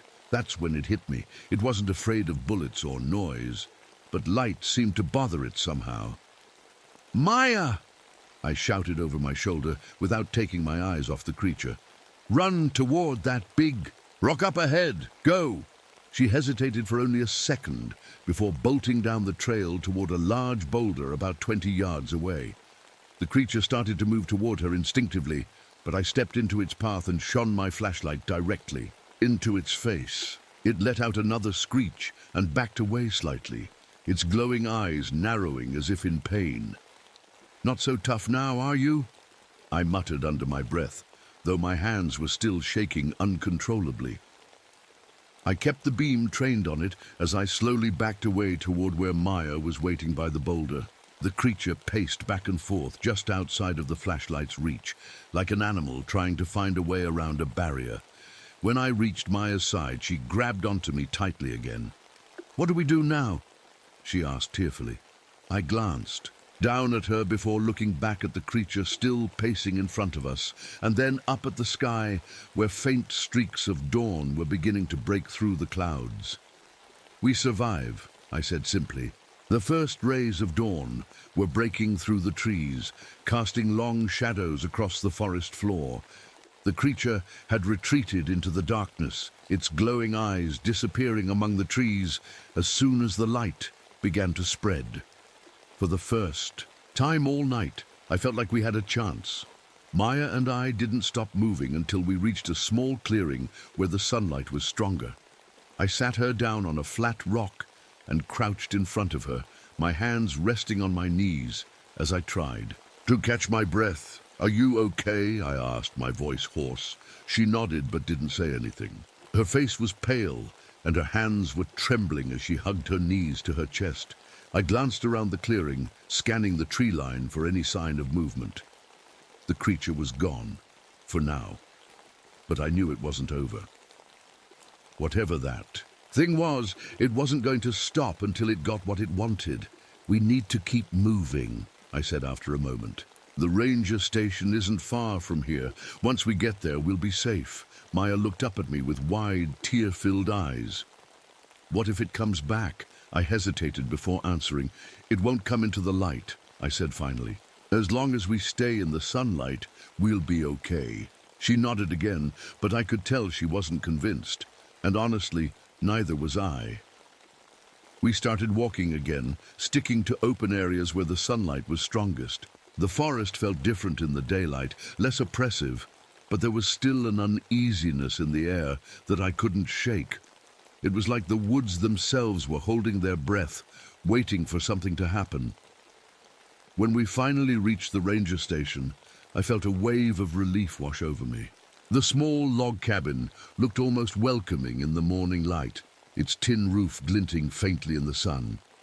I unlocked the door and ushered Maya inside before bolting it shut behind us. "Sit tight," I told her as I grabbed a map from my desk and spread it out on the table. "I need to figure out what's going on."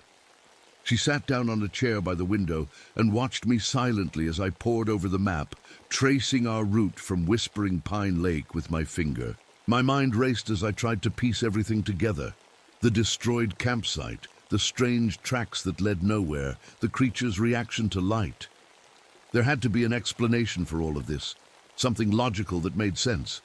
But no matter how hard I tried, I couldn't find one. "Do you know what that thing is?" Maya asked suddenly. I looked up at her and shook my head. "No," I admitted. "But whatever it is, it's not normal." She hesitated before speaking again. "My dad used to tell me stories about this forest," she said quietly. "He said there were things here that didn't belong, things that were older than people." I frowned. "What kind of things?" She shrugged. "He called them the Watchers. He said they lived in the shadows and only came out at night." Her words sent a chill down my spine. "Did he ever say how to stop them?" I asked. She shook her head. "He just said to stay in the light." I leaned back in my chair and rubbed my temples, trying to think. If what Maya's father said was true, if these things really were ancient creatures that thrived in darkness, then our best chance of survival was daylight. But what about tonight? What would happen when the sun went down again? I grabbed my father's old silver compass from my belt and stared at it for a moment. It still wasn't pointing north, hadn't for years, but something about it felt significant now in a way I couldn't explain. "Maya," I said slowly, holding up the compass for her to see. "Have you ever seen anything like this before?" She shook her head, but leaned closer to examine it. "Why doesn't it work?" she asked curiously. "I don't know," I admitted. "It stopped working after my dad gave it to me." She frowned thoughtfully, but didn't say anything else. I set the compass down on the table and turned my attention back to the map. If these creatures, or watchers, or whatever they were tied to specific areas of the forest, like Whispering, Pine Lake, then maybe there was a way to avoid them altogether. But deep down, I knew that wasn't enough, not if they could follow us like they had last night. "We need more light," I muttered under my breath. "What do you mean?" Maya asked. I looked up at her and gestured toward the window where sunlight streamed through onto the floorboards. "If they're afraid of light," I explained, "then maybe we can use that against them." Her eyes widened slightly as she realized what I meant. "Like traps?" "Exactly," I said with a nod. "We can set up lights around the station, lanterns, flashlights, anything we have, and make it impossible for them to get close." She nodded eagerly. "I can help."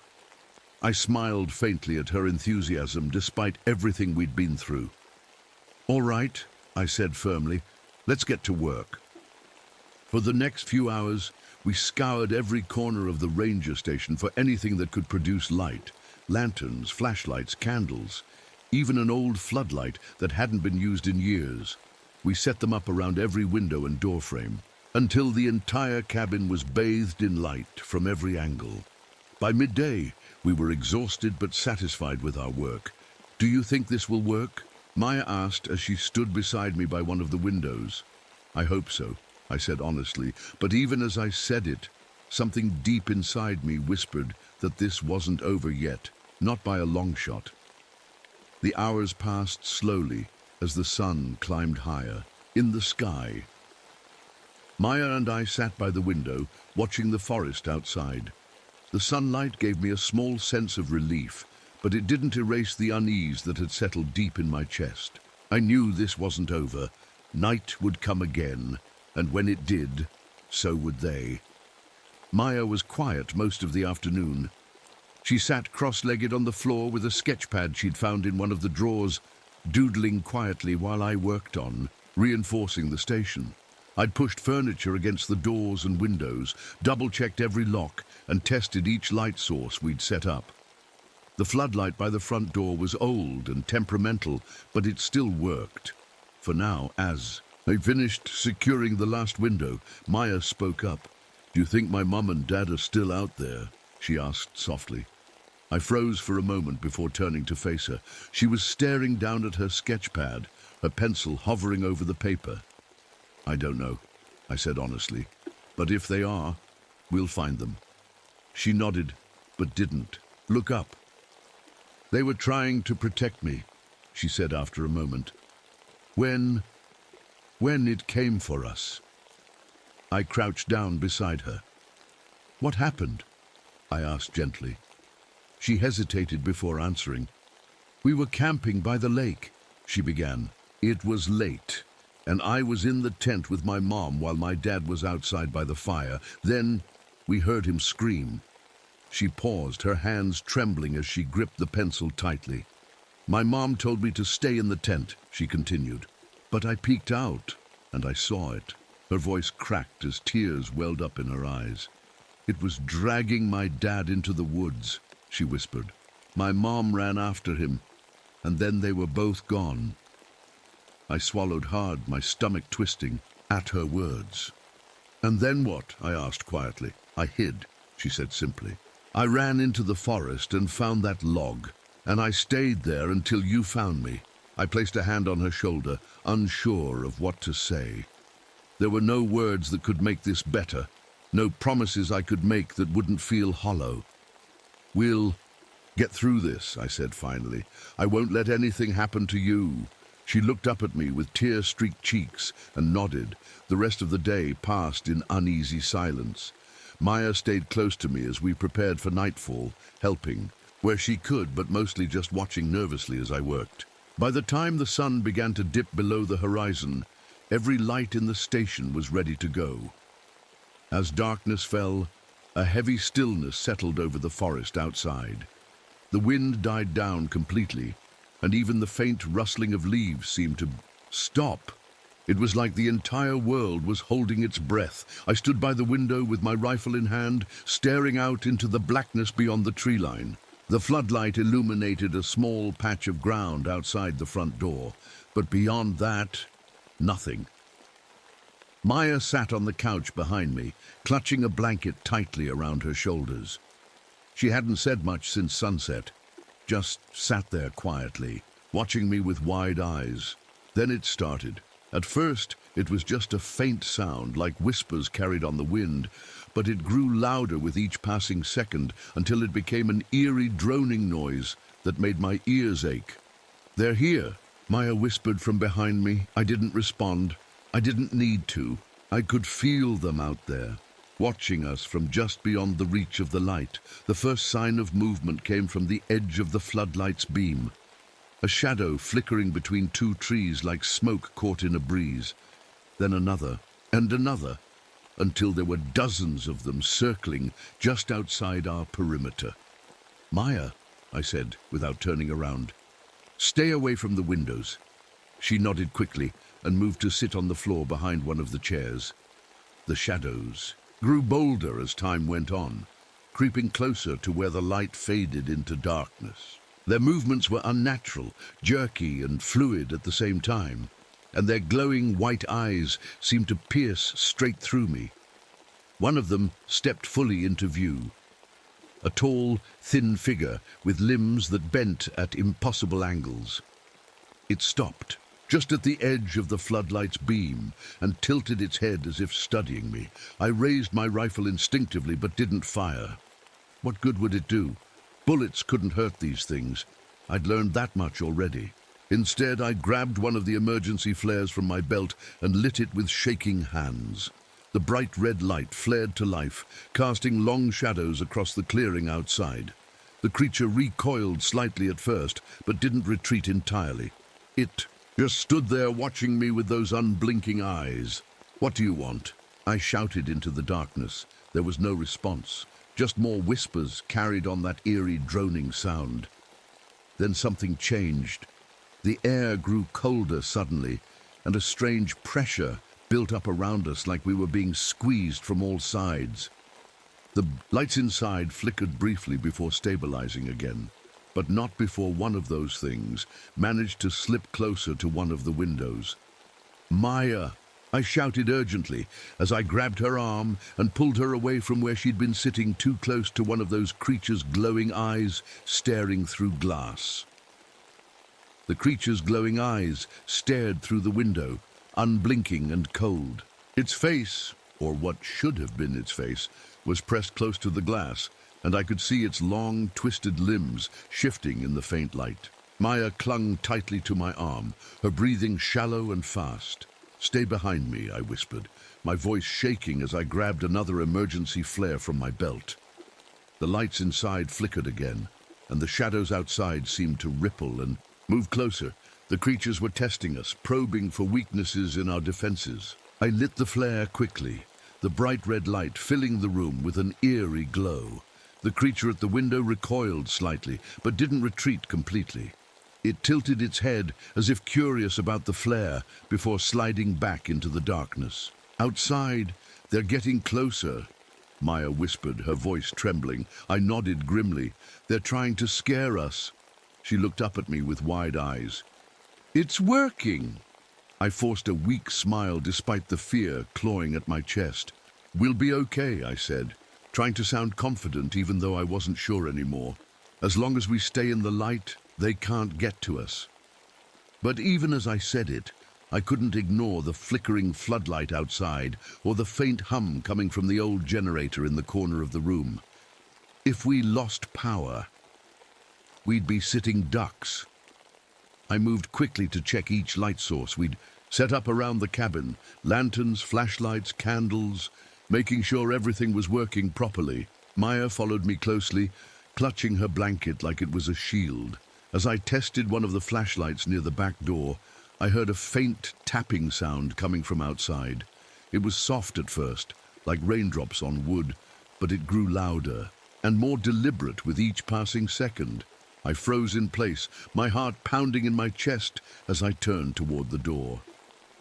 "Maya," I said quietly without looking away from it. "Go sit by the couch." She hesitated for a moment before nodding and backing away slowly. The tapping continued, steady and rhythmic, as if something was knocking gently on the door. My grip tightened on the flare in my hand as I stepped closer to it. "Who's there?" I called out, my voice shaking slightly. There was no response, just more tapping. I reached for my rifle with my free hand and aimed it at the door. My finger hovered over the trigger as I waited for something, anything, to happen, and then silence. The tapping stopped abruptly, leaving an oppressive stillness that made every hair on my body stand on end. For a moment, I thought maybe whatever was out there had given up, but then came a loud crash from one of the windows near Maya's couch. She screamed as glass shattered across the floor, and one of those creatures lunged halfway through the broken window frame. Its long limbs twisted unnaturally as it clawed at the air inside, its glowing eyes fixed on her. "Maya!" I shouted as I ran toward her, lighting another flare and tossing it toward the creature. The bright red light flared up instantly, forcing it to retreat back into the darkness outside with an ear-piercing screech. Maya scrambled away from the broken window and into my arms, shaking uncontrollably. "It almost got me," she cried. "I know," I said quickly, holding her tightly as I scanned the room for any other signs of movement. "But you're okay now." The lights flickered. Again, longer this time, and my stomach dropped. The generator was failing. I could hear it sputtering weakly in the corner, like it was struggling to keep up with our demand for power. "We need to fix that generator," I muttered under my breath. Maya looked up at me with tear-filled eyes.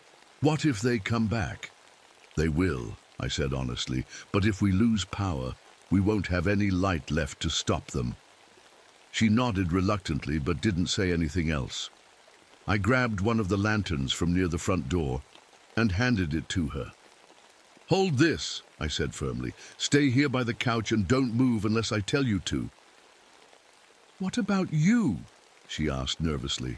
"I'll be right back," I promised, before heading toward where the generator sat humming weakly in its corner. As soon as I opened its casing to check for problems, another loud crash came from one of the windows near me. And this time, they didn't stop at just breaking glass.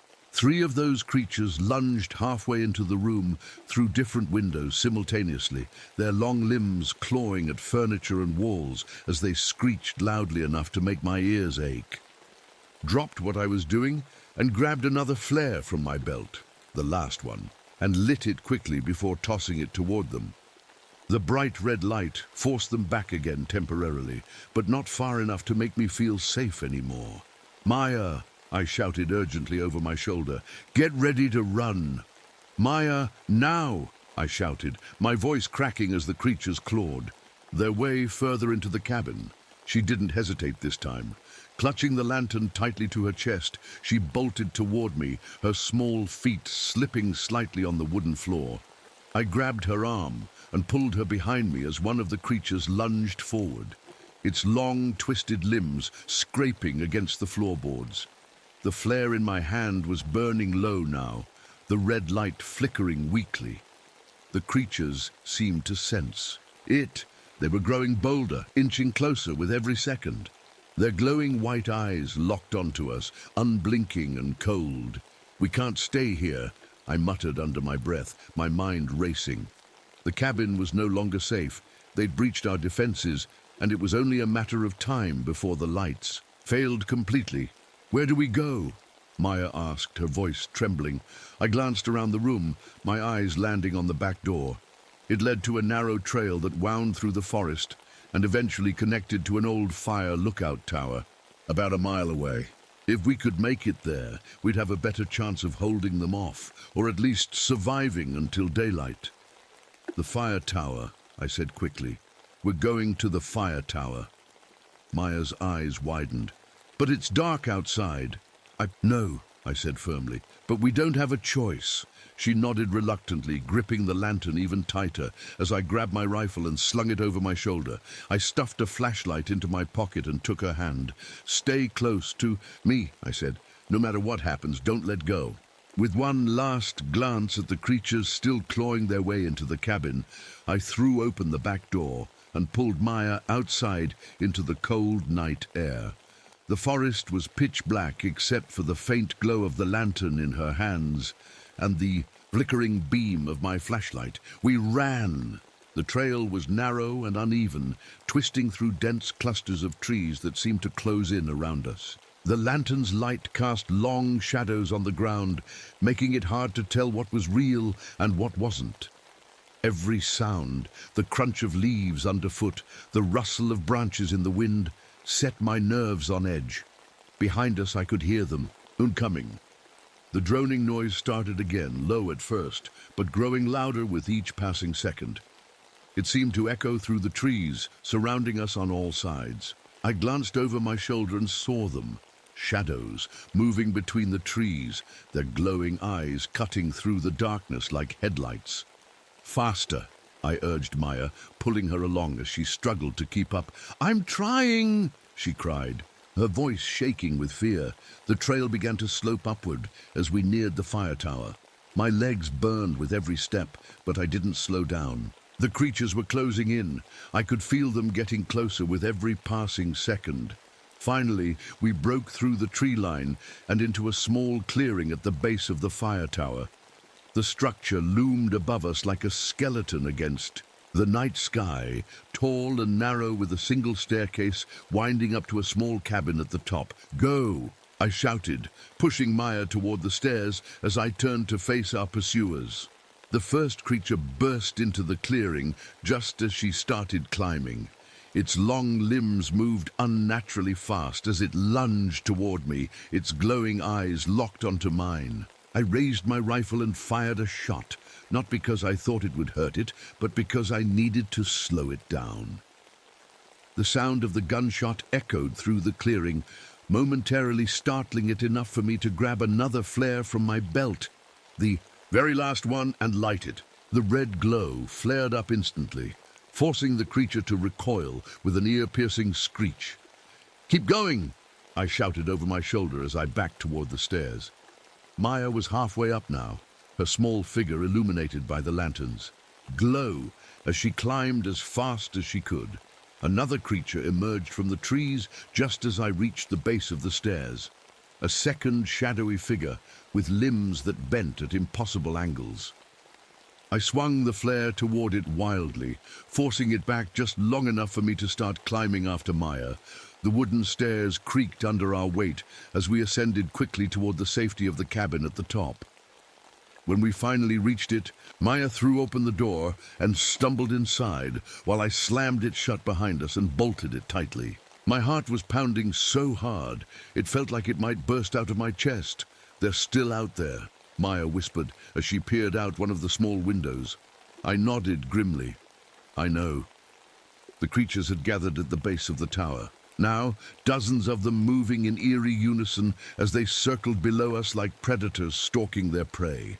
Their glowing eyes stared up at us unblinkingly, and that awful droning noise filled the air once again. "We're safe here," I said more to myself than to her. "They can't climb," but even as I said it, part of me wasn't so sure anymore. The fire tower swayed slightly in the wind, its old wooden beams creaking under the weight of time. Maya sat huddled in a corner of the small cabin at the top, clutching the lantern tightly to her chest. Her eyes were wide with fear as she stared out the window at the creatures circling below. I stood by the door, my rifle in hand, watching them too. They moved slowly, their glowing eyes never leaving us. The droning noise filled the air like a low hum, vibrating through the walls and floor. It was relentless, like they were trying to wear us down. "They're not leaving," Maya whispered. "No," I said quietly. The sun wouldn't rise for hours, and I wasn't sure if we could hold out that long. The lantern's fuel was running low, and my flashlight was already flickering weakly. The creatures seemed to sense it. They were patient, waiting for their moment. I paced the small cabin, my mind racing. There had to be a way out of this, a way to survive, but every option felt like a dead end. We were trapped. "Ethan," Maya said suddenly, her voice trembling. "What if they climb?" I stopped pacing and looked at her. "They haven't yet," I said, trying to sound reassuring. "Maybe they can't." But even as I said it, I couldn't shake the feeling that we were running out of time. I glanced down at my father's old silver compass hanging from my belt. It still wasn't pointing north, just spinning aimlessly like it always did. But something about it felt different now.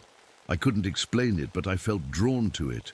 I unclipped it from my belt and held it up to the light. The needle spun slowly before stopping, pointing directly at Maya. She noticed and frowned. "Why is it doing that?" "I don't know," I admitted. She hesitated before speaking again. "My dad used to say that compasses could act weird around them." "The creatures?" I asked. She nodded.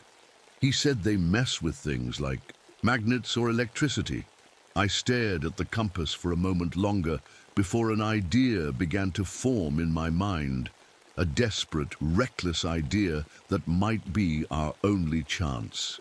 "Maya," I said firmly, kneeling down in front of her, "I need you to trust me." She looked at me nervously but nodded. "I think this compass can lead us out of here," I explained. "If these things are messing with it, maybe it's pointing toward something else." "Something else?" she asked, her voice shaking. "Maybe safety," I said hopefully. "Or maybe where they came from." Her eyes widened in fear. "You want to follow it?" "It's our only option," I said honestly. "We can't stay here all night. They'll get us eventually." She hesitated, before nodding again. "Okay," she whispered. I stood up and took a deep breath before opening one of the small windows slightly. The cold night air rushed in, carrying with it the faint smell of pine and something rotten. The creatures below didn't react. They just kept circling like vultures waiting for their prey to fall. "We'll go down quietly," I said as I grabbed the lantern from her hands and adjusted its flame to make it brighter. "Stay close to me and don't make a sound." Maya nodded silently as I slung my rifle over my shoulder and clipped the compass back onto my belt. We climbed down the narrow staircase slowly and carefully, each step creaking loudly in the stillness of the night. My heart pounded in my chest as we reached the ground level and stepped into the clearing where the creatures were waiting. They didn't move, not at first. Their glowing eyes followed us as we stepped cautiously onto the trail leading away from the tower. I held up the lantern high above us, its light casting long shadows across the ground. The creatures hissed softly, but stayed just outside its glow, circling us like sharks around a sinking ship. The compass needle spun wildly for a moment before settling on a direction, northwest, and I followed it without hesitation.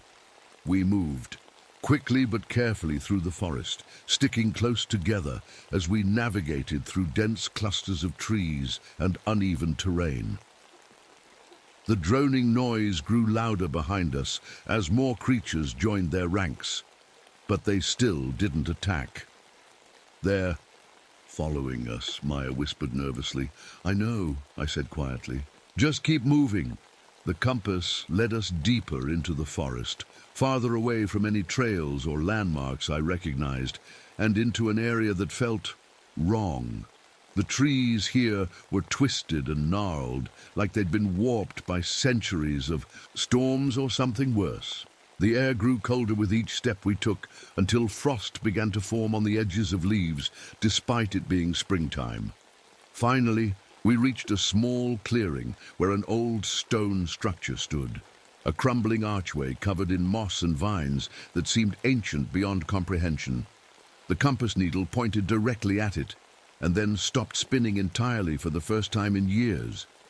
"What is this place?" Maya asked softly as she stared at the archway with wide eyes. "I don't know," I admitted truthfully, "but deep down, I felt like we weren't supposed to be here. The droning noise grew deafening now as dozens of those creatures emerged from the shadows around us, forming a circle that closed in tighter with each passing second until there was nowhere left to run.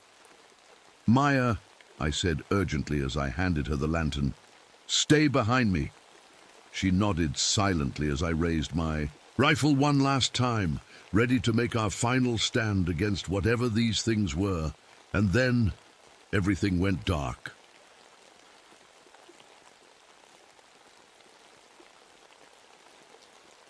My name is William Harkness, but most folks around here just call me Bill. I'm a park ranger in the Adirondack Mountains, up in New York. It's a quiet life, or at least it's supposed to be. I took this job after coming back from Korea. Figured being out here, away from people, might help me forget some of the things I saw over there. Turns out you can't outrun your own mind. The Adirondacks are beautiful this time of year. Late autumn, when the mountains turn shades of red and gold that look like something out of a painting. The air smells like pine needles and damp earth, and the lakes are so still they look like mirrors. But there's something about this place that's heavy, like the forest is holding its breath, waiting for something to happen. I work out of a ranger station that's about as remote as it gets. It's just me, a radio that barely works half the time, and my horse, Thunder. He's a big black stallion with more sense than most people I know. We spend our days patrolling the trails, making sure hikers don't get lost and keeping an eye on the wildlife. It's lonely work, but I like it that way. The locals around here tell stories about these woods, old legends passed down from the indigenous tribes who've lived here for centuries. They talk about spirits, things that walk in winter when the hunger sets in. I never paid much attention to those stories, not until recently. See, things have been strange lately. The weather's been colder than it should be for this time of year. Snow came early, and it's been sticking around like it doesn't want to leave. The forest feels quieter too, like even the animals know something's wrong. Sometimes, when I'm out on patrol, I get this feeling like I'm being watched. But every time I turn around, there's nothing there. I'll be honest with you. I've got my own demons to deal with. Nightmares about Korea wake me up most nights in a cold sweat, and then there's the drinking. I keep a flask in my saddlebag for emergencies, though if you asked me what counts as an emergency these days, I couldn't tell you. My supervisor keeps threatening to fire me if I don't get my act together. But what does he know? He wasn't there when everything went to hell.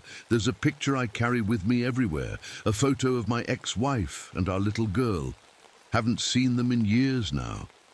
My wife left after she got tired of dealing with my moods and my drinking. Can't say I blame her, but that picture, it reminds me that once upon a time I had something worth fighting for. Anyway, back to the woods. A few days ago, Tom Running Bear, one of the other rangers, stopped by the station to check on me. Tom's one of the few people around here who doesn't treat me like some washed-up war vet who drinks too much.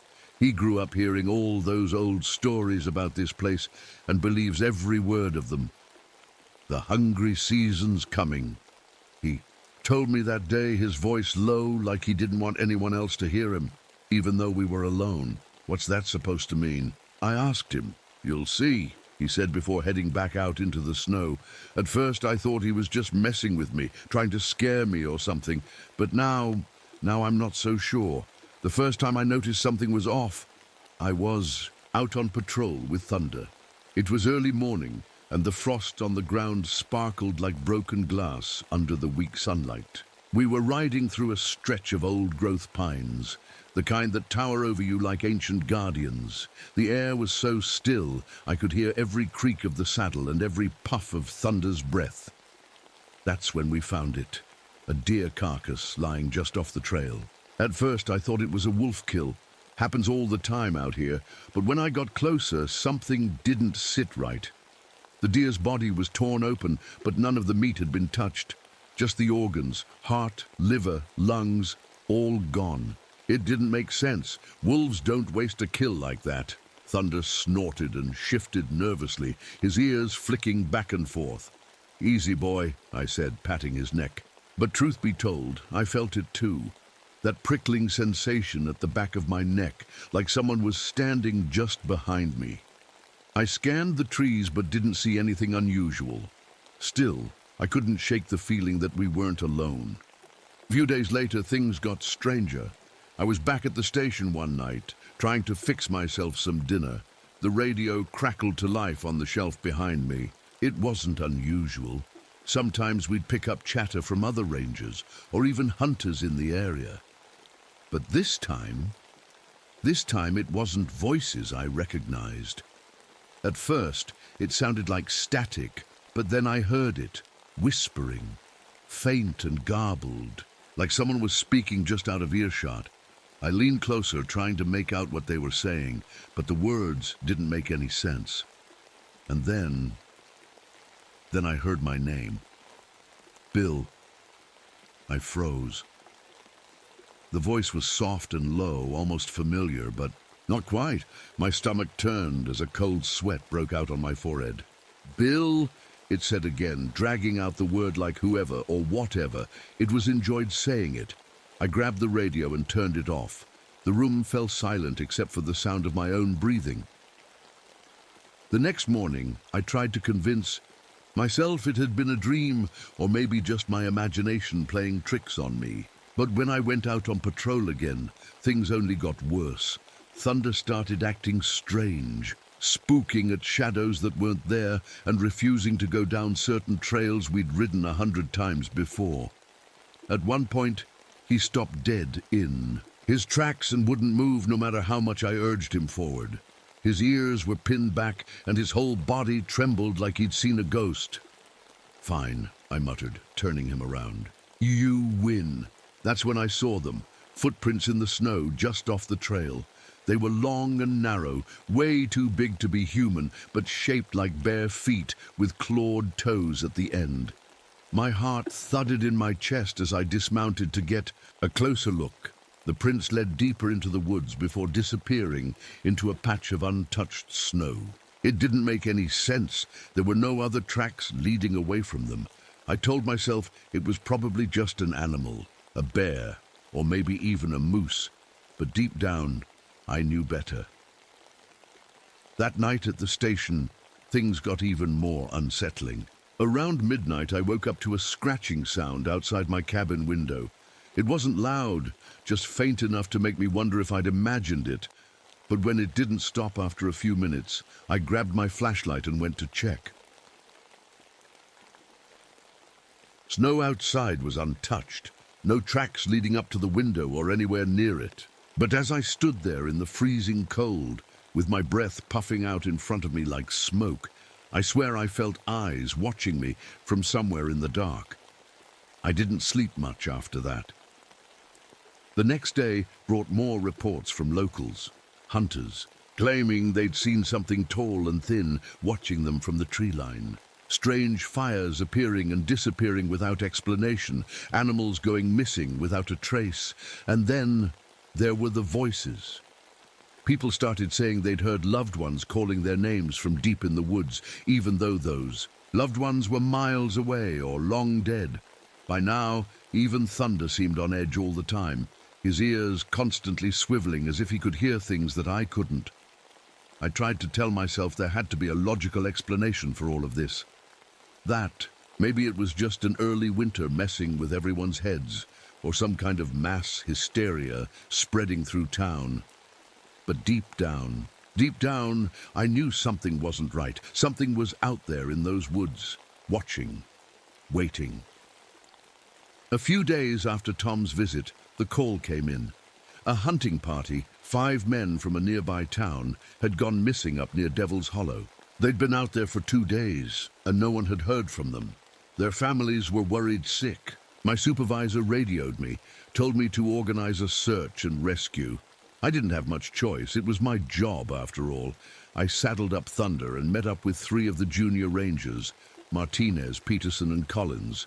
They were good guys, young and eager, but they didn't have much experience in the deep woods. I told them to stick close and follow my lead. We headed out just before dawn. The air was bitterly cold. and the snow crunched under our boots as we made our way into the forest. The deeper we went, the quieter it got. No birds, no squirrels, just the sound of our breathing and the occasional snort from thunder. By midday, we reached the area where the hunters were last seen. It didn't take long to find their camp, or what was left of it. The tents were still standing, but they were torn open like something had ripped through them. There was food scattered everywhere, half-eaten sandwiches, cans of beans spilled in the snow, and blood, a lot of blood. Martinez knelt down by one of the tents, his face pale. "What? What did this?" he asked. I didn't answer because I didn't know. There were trails of blood leading away from the camp in different directions, like the men had scattered in a panic. Whatever happened here wasn't good. We followed one of the blood trails for about an hour before we found him. Raymond Foster, one of the hunters. He was alive, barely. His hands and feet were frostbitten, his lips cracked and blue. He was shaking so hard he could barely speak. "Raymond," I said as I knelt beside him. "It's Bill Harkness. You're safe now." His eyes darted around wildly, like he thought something was still chasing him. "It's not gone," he whispered. "What's not gone?" I asked. "The thing," he said, his voice trembling. It wears voices like clothes." I didn't understand what he meant at first, but before I could ask more, Martinez called out from a few feet away. "Do you hear that?" he said. "Hear what?" I asked. "Someone's calling my name," Martinez said, looking into the trees. I didn't hear anything except the wind, but Martinez swore up and down that someone was out there. "It sounds like my mom," he said, his voice shaky. "Stay with the group," I told him firmly. But Martinez didn't listen. Before any of us could stop him, he took off into the woods. "Martinez!" I shouted after him. "Get back here!" We chased after him as fast as we could, but it was like he'd vanished into thin air. Then we heard it, a scream that made my blood run cold. It was Martinez's voice, calling for help. "Please, help me!" he screamed over and over again. We followed the sound until we came to a clearing, but there was no sign of Martinez. Just a trail of blood leading deeper into the woods, and something else too, strange marks on the trees, like claw marks, but longer and deeper than anything I'd ever seen before. Peterson looked at me with wide eyes. What is this?" he asked. I didn't have an answer for him, because nothing about this made sense anymore.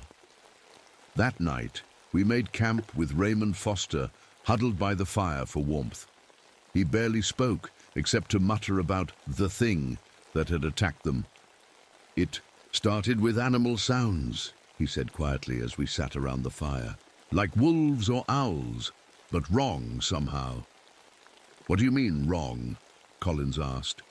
"They didn't sound real," Foster said.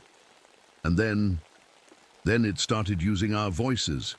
The fire crackled as his words hung in the air like a bad omen. That night was the longest of my life. The fire crackled weakly, barely keeping the cold at bay. The wind howled through the trees, and every now and then I thought I heard something else, a faint whisper just on the edge of hearing. Foster sat close to the fire, trembling and staring into the flames like they were the only thing keeping him alive. Peterson was on watch while Collins and I tried to get some rest. It wasn't easy. Every time I closed my eyes, I saw Martinez's face, or what I imagined it looked like now. I kept telling myself we'd find him in the morning, that he was just lost and scared, but deep down, I knew better. "Bill," a voice whispered. My eyes snapped open. It was faint, almost drowned out by the wind, but I knew what I'd heard. "Bill, help me." It was my daughter's voice.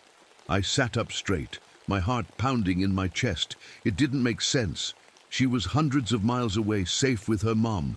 But there it was again, clearer this time. "Daddy, please." I grabbed my flashlight and stood up, scanning the darkness beyond the firelight. The beam of light cut through the trees, but there was nothing there. Just shadows and snow. "What is it?" Collins asked, sitting up from his sleeping bag. I thought I heard something, I said, my voice shaky. Before he could respond, Peterson let out a yell from his spot on watch. We all jumped to our feet as he came stumbling back toward the fire, his face pale as a ghost. "It's out there," he said, his voice trembling. "I saw it." "Saw what?" I asked. He pointed into the darkness. Something tall. Too tall to be a man. It was watching me. I grabbed my rifle and stepped toward the edge of the campfire's glow. My hands were shaking as I aimed into the trees, but all I saw were shadows dancing in the flickering light. And then it moved. At first I thought it was just a trick of the light, a branch swaying in the wind or something. But no, it was real. A figure impossibly tall and thin, standing just beyond the edge of the firelight. Its limbs were too long, its body stretched like it didn't belong in this world. Its eyes glowed faintly blue in the darkness. "Back to the fire!" I shouted, my voice breaking as fear clawed at my throat. We huddled together around the flames as it stepped closer. Light revealed more of it. A skeletal frame, covered in pale, almost translucent skin that clung to its bones like wet paper. Its mouth stretched unnaturally wide, filled with rows of jagged teeth that looked like they could tear through anything. But it wasn't just how it looked, it was how it moved. One moment it was standing still, the next it seemed to glide between trees without making a sound. It didn't walk, it just appeared closer every time you blinked, and then it spoke. "Help me," it said in Martinez's voice. Collins let out a strangled cry and raised his rifle to fire, but before he could pull the trigger, it vanished into the shadows like smoke caught in a gust of wind. What is that thing?" Peterson stammered. Foster finally spoke up from where he sat by the fire, his voice barely above a whisper. "It's a Wendigo," he said, "a spirit of hunger. I'd heard stories about Wendigos before, old legends about people who turned into monsters when they gave in to cannibalism during harsh winters. But I never believed any of it. Not until now. It uses voices to lure you," Foster continued. "Once you hear it, you're marked." The fire crackled loudly as his words sank in. The fire was the only thing keeping us together that night. None of us dared move too far from it. Foster's words stuck in my head. "Once you hear it, you're marked." I didn't know if I believed him, but after what I'd seen, I wasn't about to take any chances. The wind picked up, howling through the trees like a living thing. Snow swirled around us, and the temperature dropped so fast that frost began forming on our gear. It felt like the cold was alive, creeping into my bones no matter how close I got to the fire. Then we heard it again. "Help me." It was Martinez's voice calling out from somewhere in the woods. Peterson stood up, his face pale as a sheet. "That's him, he's alive," he said, grabbing his rifle. "Don't," I said, grabbing his arm. "It's not him." "How do you know?" Peterson snapped. "What if he's hurt? What if he needs us?" "It's not him," Foster said quietly from his spot by the fire. "It's it." Peterson hesitated, looking between me and the darkness beyond the firelight. Then we heard another voice. This time, it was Collins's wife. "Tommy, come home," the voice called softly. Collins froze, his eyes wide. "That's her," he whispered. "That's my wife." "It's not real," I shouted, but it was too late. Collins bolted into the woods before I could stop him. The rest of us stood there, listening to his footsteps crunching through the snow until they faded into silence. And then came the scream. It was Collins's voice, but it didn't sound human anymore. It was twisted, stretched out like a recording played at the wrong speed. The sound made my stomach turn. "We have to get out of here," Peterson said, his voice shaking. "We can't stay." Before I could respond, something slammed into Peterson from behind and dragged him into the darkness. He didn't even have time to scream, just a muffled grunt and then silence. I grabbed my rifle and spun around, but there was nothing there, just shadows and snow. "It's playing with us," Foster said quietly. "It wants us scared." "Well, it's doing a damn good job," I muttered under my breath. Foster looked at me with hollow eyes. "You can't fight it," he said. "Not like this." "What do you mean?" I asked. "There's only one way to kill it," he said. "Fire and silver." I stared at him, trying to make sense of what he was saying. Fire and silver? What kind of fairy tale nonsense was this? But then I remembered something. My flask. It was silver-plated, a gift from my ex-wife back when things were still good between us. And then there was the flamethrower back at the ranger station, a relic from my time in Korea that I'd kept for reasons even I couldn't explain. "We need to get back to the station," I said. Foster shook his head.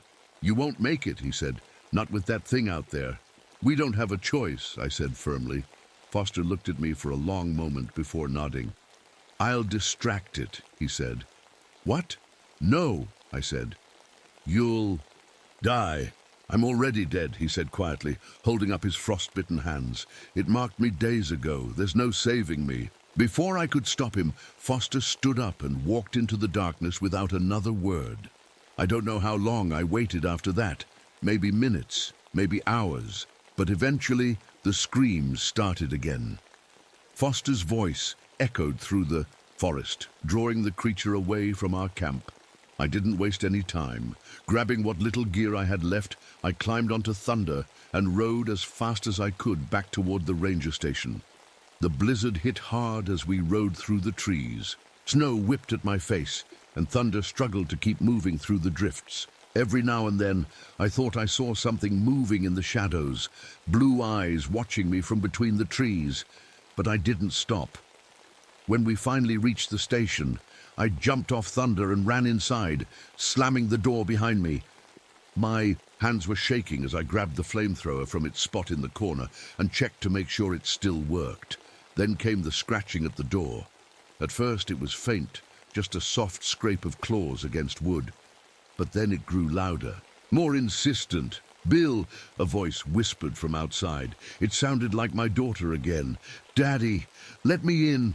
I gritted my teeth and aimed the flamethrower at the door as it burst open with a crash. The Wendigo stood there in all its horrifying glory, tall and skeletal, with glowing blue eyes and jagged teeth that seemed to grin at me as if mocking my fear.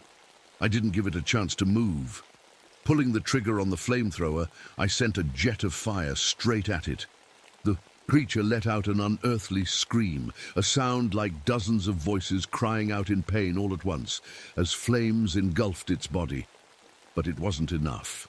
The Wendigo lunged at me through the fire, its claws raking across my arm as I stumbled backward. My hand brushed against my flask, the silver flask, and without thinking, I threw it at the creature with everything I had. The flask hit its chest and sizzled on contact like acid burning through flesh. The Wendigo let out another scream before collapsing onto the floor in a heap of ash and smoke. I collapsed too, barely able to breathe as exhaustion and pain took over. When I woke up, the fire had burned out and the room was freezing cold. My left hand was numb, and when I looked down, I realized why. Frostbite. The Wendigo's claws had torn through my jacket and gloves, and the cold had done the rest. My fingers were blackened, stiff as wood. I knew I'd lose them. The station was quiet now, too quiet.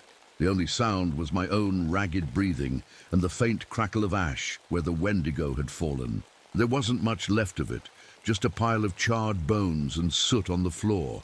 But even then, I didn't feel safe. I stumbled to the radio, hoping against hope that it still worked. My hands shook as I turned the dials, trying to find a signal through the static. "This is Ranger Harkness," I said into the mic, my voice hoarse. "I need help. Anyone out there?" For what felt like forever, there was nothing but static. Then finally, a voice came through, faint but clear enough to understand. "Ranger Harkness, this is Base. What's your status?" Relief washed over me like a wave. "I'm injured," I said. "Blizzard's bad. Need evac." "Hang tight," the voice said. "We're sending a team." I dropped the mic and slumped against the wall, my body aching from head to toe. Help was coming, but I didn't know if I'd make it until then.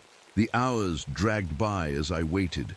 The blizzard raged outside, snow piling up against the windows until it felt like I was buried alive. Every now and then, I thought I heard whispers in the wind, faint voices calling my name, but I told myself it was just my imagination.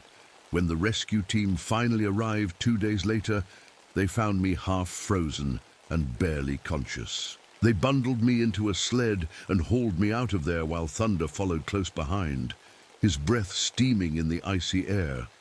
I don't remember much about the trip back to town or the hospital stay that followed.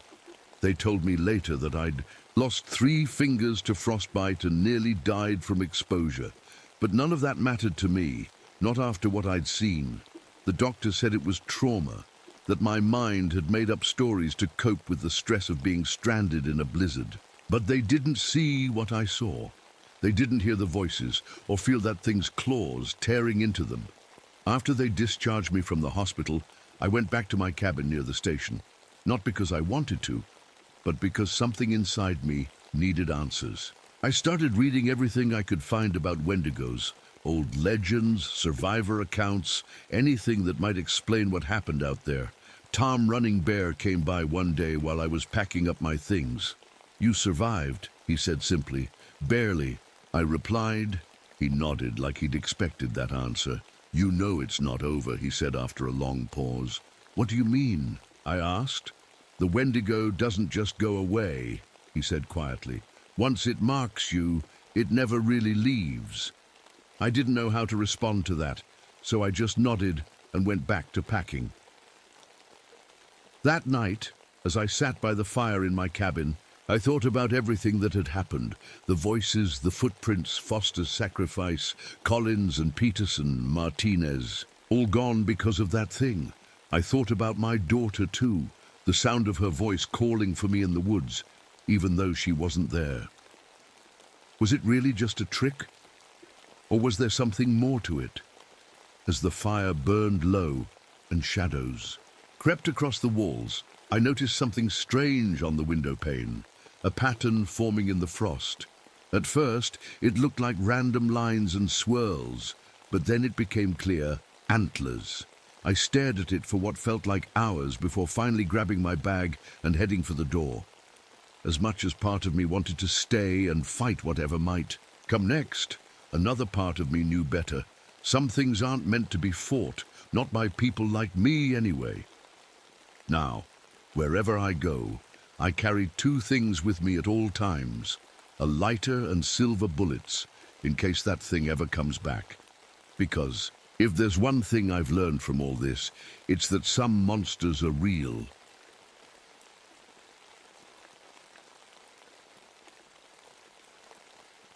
My name is Victoria Marshall, but everyone calls me Vic. I'm 31, a park ranger, and the first woman to ever hold that title at Mount Rainier National Park. It's not an easy job, but I've never been one to back down from a challenge. Before this, I was an army medic in Vietnam, patching up soldiers in the middle of chaos. I guess you could say I've always been drawn to danger. Some people call it bravery.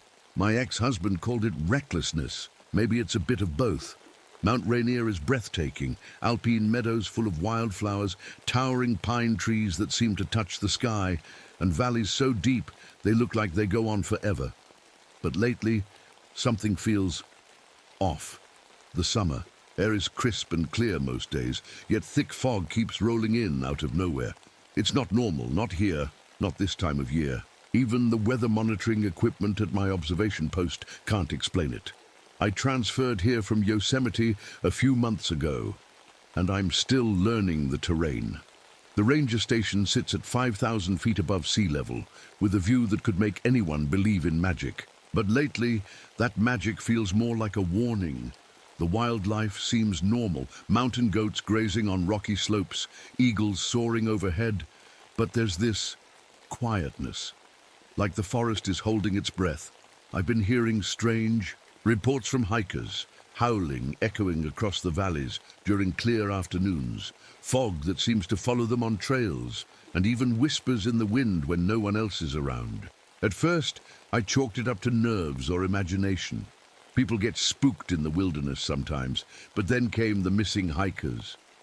5 college kids from the University of Washington were supposed to be hiking the Paradise Loop Trail, a popular path for beginners.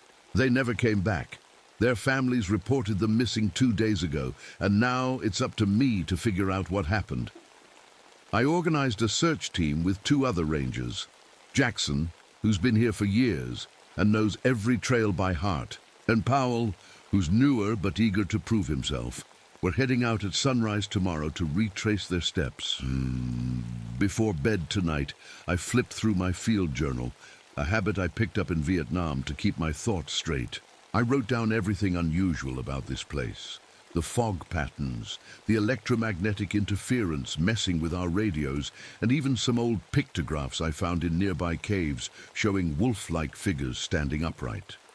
Thomas Longfeather, a local indigenous guide I've been working with, says they're ancient guardians of the mountain. He warned me not to disturb them.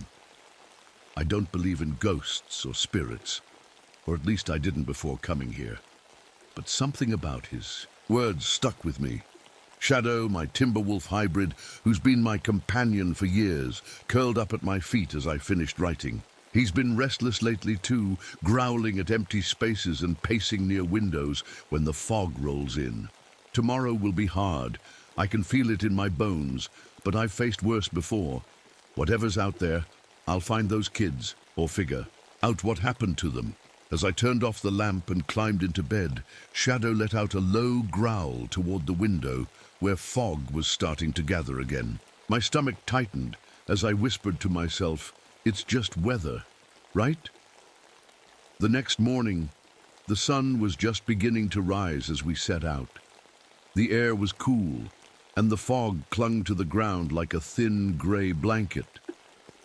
Jackson led the way, his rifle slung over his shoulder. Powell followed close behind, carrying a pack of supplies. I had my medical kit strapped to my side and Shadow trotting at my heels. His ears were perked up, alert to every sound. We started on the Paradise Loop Trail, where the students were last seen. It's an easy hike, wide paths, gentle slopes, nothing too dangerous. But as we walked deeper into the forest, the fog thickened. It wasn't normal fog. It moved strangely, swirling around our legs like it had a mind of its own. "Anyone else feel like we're being watched?" Powell asked, his voice barely above a whisper. Jackson snorted. "It's just your imagination. Fog messes with your head." I didn't say anything, but I felt it too, that prickling sensation on the back of my neck, like eyes were following us from somewhere in the trees. After about 2 hours of hiking, we found their campsite, or what was left of it. The tents were shredded, ripped apart from the inside out. Sleeping bags and backpacks were scattered everywhere, torn open like someone or something had been searching through them. There were claw marks on the ground, deep gouges in the dirt that didn't look like they came from any animal I'd ever seen. "What the hell did this?" Jackson muttered, crouching down to examine one of the marks. Powell pointed at something nearby. "Look at these tracks." The tracks were huge, at least 15 inches long, and they weren't normal animal prints.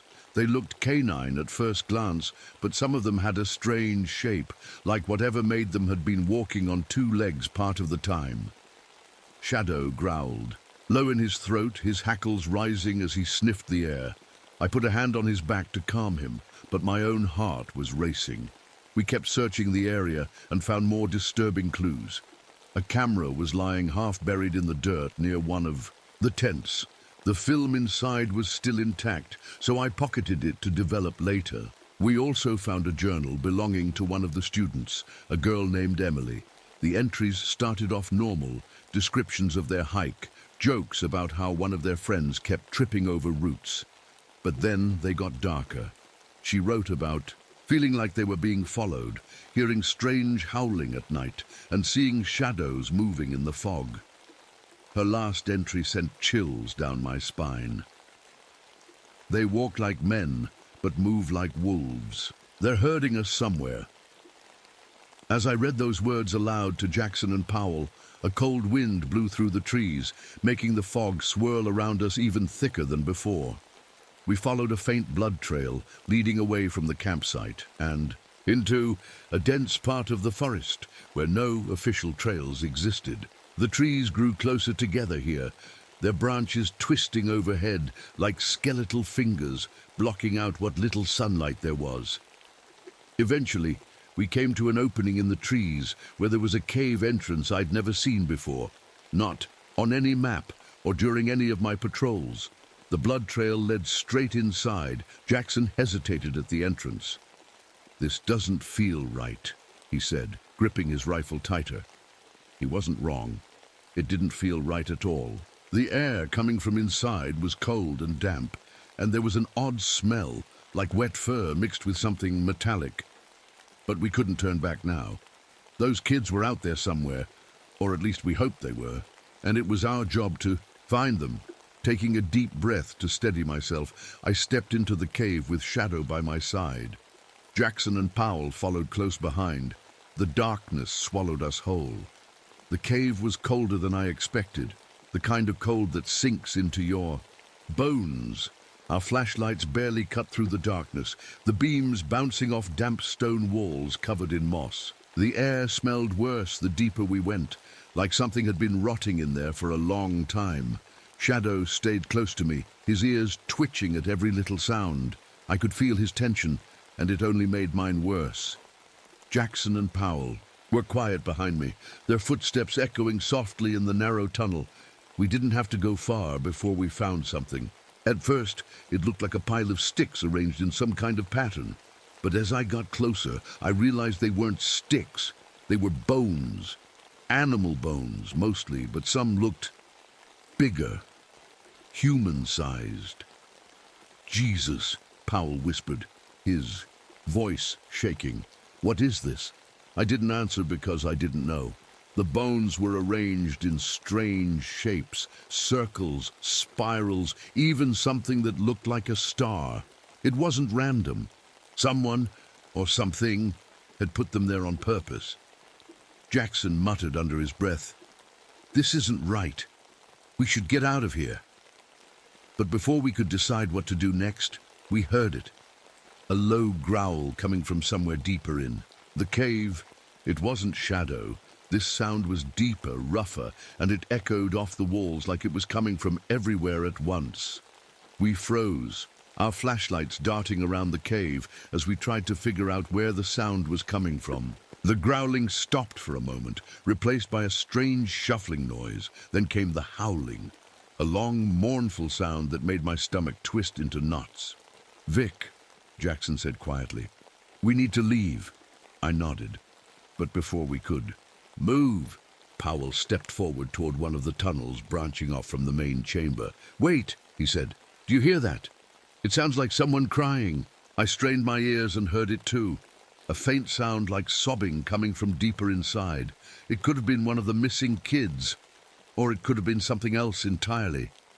"Powell, don't," I started to say, but he was already moving toward the sound. "Powell!" Jackson hissed after him, but it was no use. He disappeared into the tunnel with his flashlight bobbing ahead of him, and then the fog came. It rolled into the cave so fast it didn't make sense, thick and heavy, filling every corner until we couldn't see more than a few feet in front of us. My flashlight barely made a dent in it. "Powell!" I shouted, my voice echoing off the walls. There was no answer at first, just silence, and then his scream tore through the air. It was high-pitched and full of terror, and it cut off. So suddenly it made my blood run cold. "Powell!" Jackson yelled, running toward where we'd last seen him. I grabbed his arm to stop him. "Wait! We can't just run in blind." But before I could say anything else, something moved in the fog. Something big and fast. My flashlight caught a glimpse of fur and glowing amber eyes before it disappeared. Again, Shadow started barking wildly, his teeth bared as he lunged at empty air. Whatever was out there wasn't showing itself completely. It was playing with us. "We need to get out of here," I said firmly, pulling Jackson back toward the entrance. As we turned to leave, another shape appeared in the fog, this one taller than any animal I'd ever seen. It stood upright like a man, but had the head of a wolf with sharp teeth glinting in our flashlight beams. Its fur seemed to shift and swirl like smoke around its body. Jackson froze beside me, his face pale as he whispered, What is that?" The creature let out a low growl that vibrated through my chest before stepping back into the fog and disappearing again. We didn't wait around to find out what it wanted. Grabbing Shadow's collar to keep him close, I pulled Jackson with me as we ran for the cave entrance as fast as we could. When we finally burst out into daylight again, gasping for air like we'd been underwater too long, I turned back toward the cave just in time to see something move inside. Something tall and shadowy, with glowing eyes watching us before retreating into darkness. That night at the ranger station, none of us could sleep.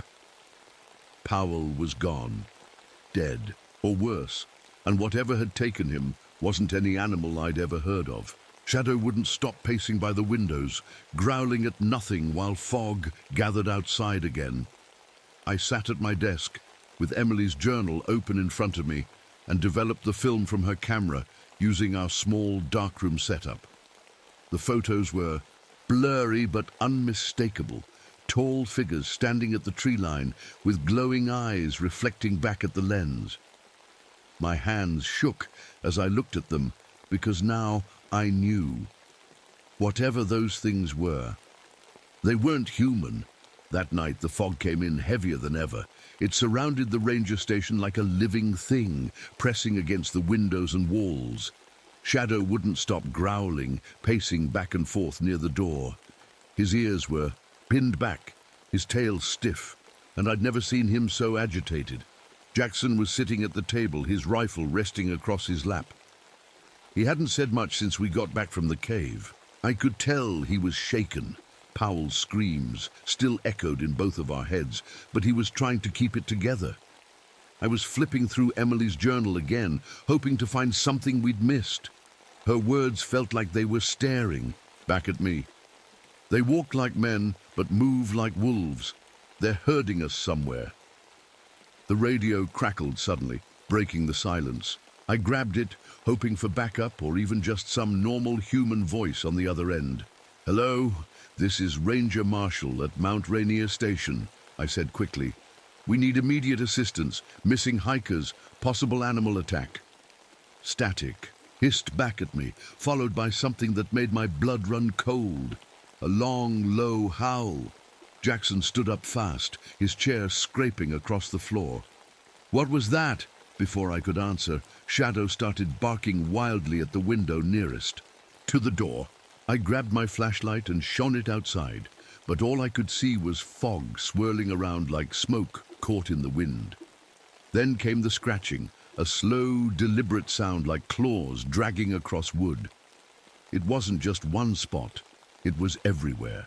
At once, on the walls, on the roof, even under the floorboards. "They're here," Jackson whispered, gripping his rifle tighter. I didn't want to believe him, but deep down I knew he was right. Whatever had taken Powell in that cave wasn't staying hidden anymore. It had followed us back here. Thomas Longfeather arrived just before midnight with an elder from his tribe, a man named Samuel, who carried a bundle of herbs and a look of a grim determination. "You've angered them," Samuel said as soon as he stepped inside. "The fog walkers don't forgive trespassers." "Fog walkers?" Jackson asked, his voice sharp with fear and confusion. Samuel nodded slowly. "They were once guardians of this mountain, protectors of balance and life, but when settlers came and spilled innocent blood on sacred ground, they became corrupted by rage and grief. Now they hunt in packs, feeding on fear and flesh." Glanced at Shadow, who had stopped barking but was still growling low in his throat. "How do we stop them?" Samuel shook his head sadly. "You don't stop them. You survive them. We barricaded ourselves in the fire watchtower, a tall structure built to withstand storms but not supernatural attacks. The fog climbed up, after us like it had hands and claws of its own, wrapping around the tower until we couldn't see anything below. Shadow growled at every corner of the room, while Samuel performed a ritual with herbs and chants, meant to keep the creatures at bay. For a while it seemed to work. The scratching stopped, and the air felt lighter. But then we heard voices. At first they sounded familiar. Powell's voice calling out for help, then Jackson's wife asking him to come home. But we knew better than to believe them. The fog walkers were playing tricks now, using their ability to mimic human speech to lure us out. "They're testing you," Samuel said quietly as he continued chanting. The wind picked up outside, hurricane-force gusts that shook the tower, so hard I thought it might collapse. Lightning flashed across the sky unnaturally close to us, striking trees and sending sparks flying into the fog. Then came their leader, the Alpha Dogman. It stood just outside the window where Shadow had been growling moments before. 7 feet tall with fur that shifted like smoke and amber eyes that burned with intelligence and malice. Its face was scarred from old battles, giving it an even more terrifying appearance. The Alpha didn't attack right away. It watched us through the glass with an eerie calmness before turning its attention to the tower's support cables below. "They're cutting us down," Jackson muttered as he aimed his rifle out the window. I grabbed his arm before he could fire. "Bullets won't stop them." Samuel nodded solemnly as he finished his ritual and stood up straight for what felt like a final time. "I'll draw them away," he said firmly. "No!" Thomas protested immediately, stepping forward to stop him. But Samuel shook his head with a sad smile. "This is my mountain and my responsibility." Before any of us could argue further, Samuel opened the door and stepped into the fog without hesitation. We watched helplessly as half of the pack followed him into the mist, his chants growing fainter until they disappeared completely. The Alpha turned its attention back to us then, with fewer creatures but no less determination, and began clawing its way up toward us through sheer force. "We need to get out of here," I said urgently as Shadow barked furiously beside me. Jackson nodded grimly as we grabbed what little supplies we had left, including flares, and prepared for one last desperate escape into the forest below. The tower didn't hold. The Alpha and its pack tore through the supports like they were made of twigs, and the whole structure collapsed in a deafening crash. Jackson and I barely managed to jump clear before it came down, landing hard on the forest floor. Shadow yelped as he hit the ground beside me, but he got up quickly, limping slightly as he growled at the fog that surrounded us. I couldn't see Jackson at first. My head was spinning, my ears ringing from the fall, but then I heard him coughing a few feet away. He was alive, but his rifle had been lost in the chaos. The fog was thicker than ever now, swirling around us like it was alive. Shapes moved in it, tall, shadowy figures with glowing eyes that flickered like candle flames. They weren't hiding anymore. They were closing in. "Stay close," I shouted to Jackson as I grabbed one of the flares from my pack and struck it. The bright red light cut through the fog, and for a moment the creatures hesitated. They didn't like fire, that much was clear, but it wouldn't keep them back for long. Shadow barked furiously as one of the dogmen lunged toward us, its claws swiping through the air inches from my face. I swung the flare at it, and it recoiled, with a snarl, disappearing back into the mist. "We need to move." Jackson yelled, grabbing my arm and pulling me toward higher ground. We scrambled up a rocky slope, the fog chasing after us like a living thing. The dogmen were herding us again, just like Emily had written in her journal. They wanted us to go somewhere, to their ritual site. When we reached the top of the slope, I saw it, a circle of stones arranged in a pattern that made my skin crawl. In the center were the remains of the missing hikers, what was left of them anyway. Their bodies had been torn apart, their organs arranged in strange shapes that matched the bone patterns we'd seen in the cave. Jackson froze beside me, his face pale as he stared at the grisly scene. What? What is this? It's a ritual, I said quietly, my voice shaking. They're summoning something. The Alpha appeared then, stepping into the circle with slow, deliberate movements. It was even bigger up close, its fur swirling like smoke around its massive frame, its amber eyes locked onto me with an intensity that made my chest tighten. Shadow growled and lunged at it without hesitation, his teeth sinking into its leg. The Alpha let out a furious roar and swiped at him with its claws, throwing him to the ground. "Shadow!" I screamed as I ran to him. He was hurt, bleeding badly, but he still tried to stand between me and the Alpha. He looked up at me with those loyal eyes one last time before collapsing at my feet. Tears blurred my vision as I knelt beside him, but there wasn't time to grieve. The Alpha was coming for me now. I grabbed another flare from my pack and lit it, holding it out in front of me like a shield. The Alpha hesitated for a moment before lunging forward anyway, its claws slicing through the air toward my face. I dodged just in time and swung the flare at its head, but it barely flinched. Fire wasn't enough to stop it, not this one. Then I remembered something Samuel had said before he left. They feed on fear and flesh, but they can be wounded by silver. Silver. My hand went to my chest, where my Vietnam medals hung on a chain around my neck.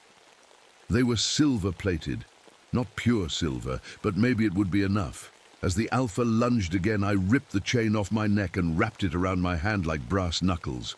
When it came close enough, I swung with everything I had, punching. It square in the jaw.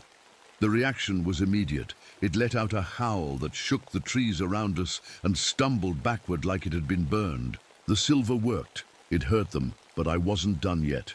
Using what little strength I had left, I grabbed one of my climbing axes from my pack and tied the chain around its blade. When the Alpha came at me again, its teeth bared and claws reaching, I swung hard and buried the blade deep into its chest. It let out another deafening howl before collapsing to its knees. Its glowing eyes dimmed as its body began to dissolve into mist right in front of me.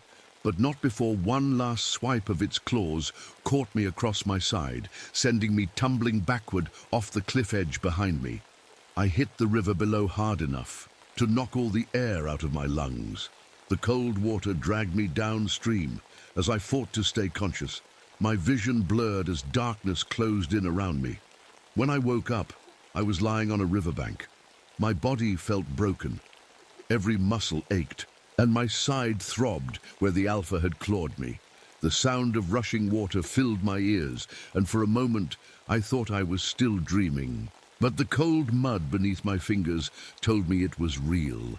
I didn't know how long I'd been there, or how far the river had carried me. The last thing I remembered was falling, then nothing. Shadow's face flashed in my mind, and my chest tightened. He was gone. I'd lost him. I tried to sit up, but pain shot through my body, forcing me back down. That's when I heard voices, familiar ones calling my name. Vic. Over here. It was a search and rescue team. They found me miles downstream from where the fight had happened. Jackson must have made it out and sent them after me. They carried me back to the ranger station on a stretcher, asking questions I didn't have answers to. What happened? Where were the hikers? Where was Powell? All I could do was shake my head and mumble something about an animal attack. The official report said as much. Unknown predator attack. No mention of the dogmen, no mention of the fog that seemed alive, no mention of the Alpha dissolving into mist before my eyes. Even if I wanted to tell them the truth, who would believe me? I spent weeks in the hospital recovering from my injuries. The doctors said I was lucky to be alive, but it didn't feel that way. Every time I closed my eyes, I saw Shadow's lifeless body or heard Powell's screams echoing in that cave. But it wasn't just nightmares that haunted me. There were other things too.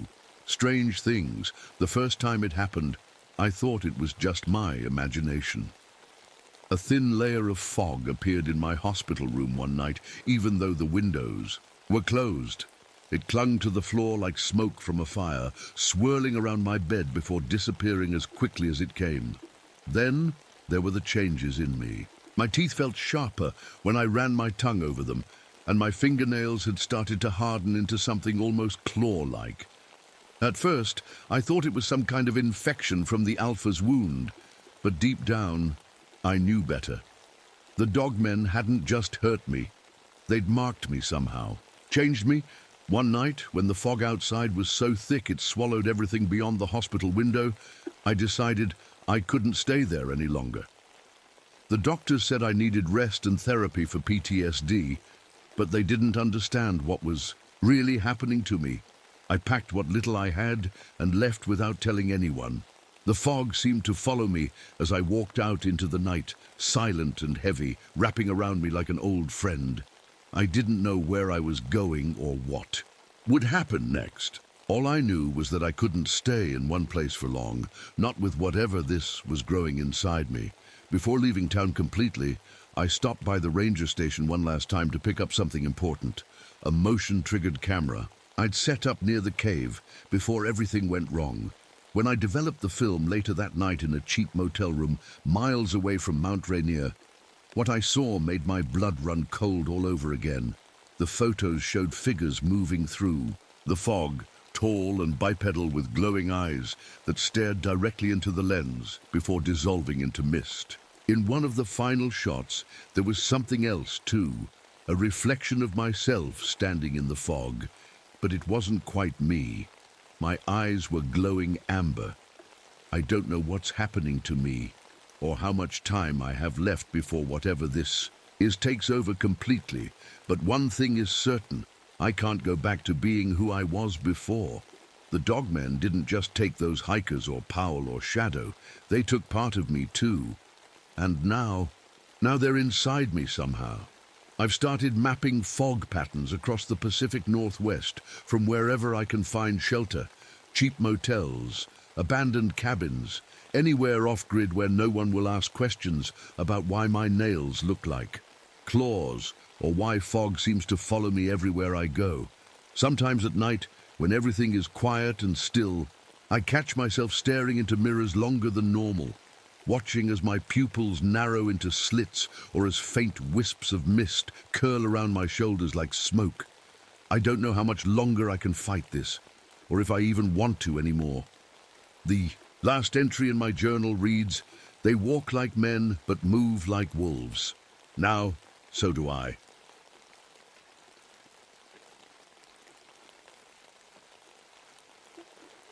My name is Malcolm Reynolds.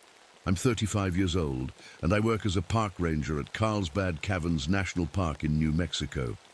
It's a breathtaking place, full of underground wonders, massive chambers, towering stalagmites, and formations that look like something out of a dream.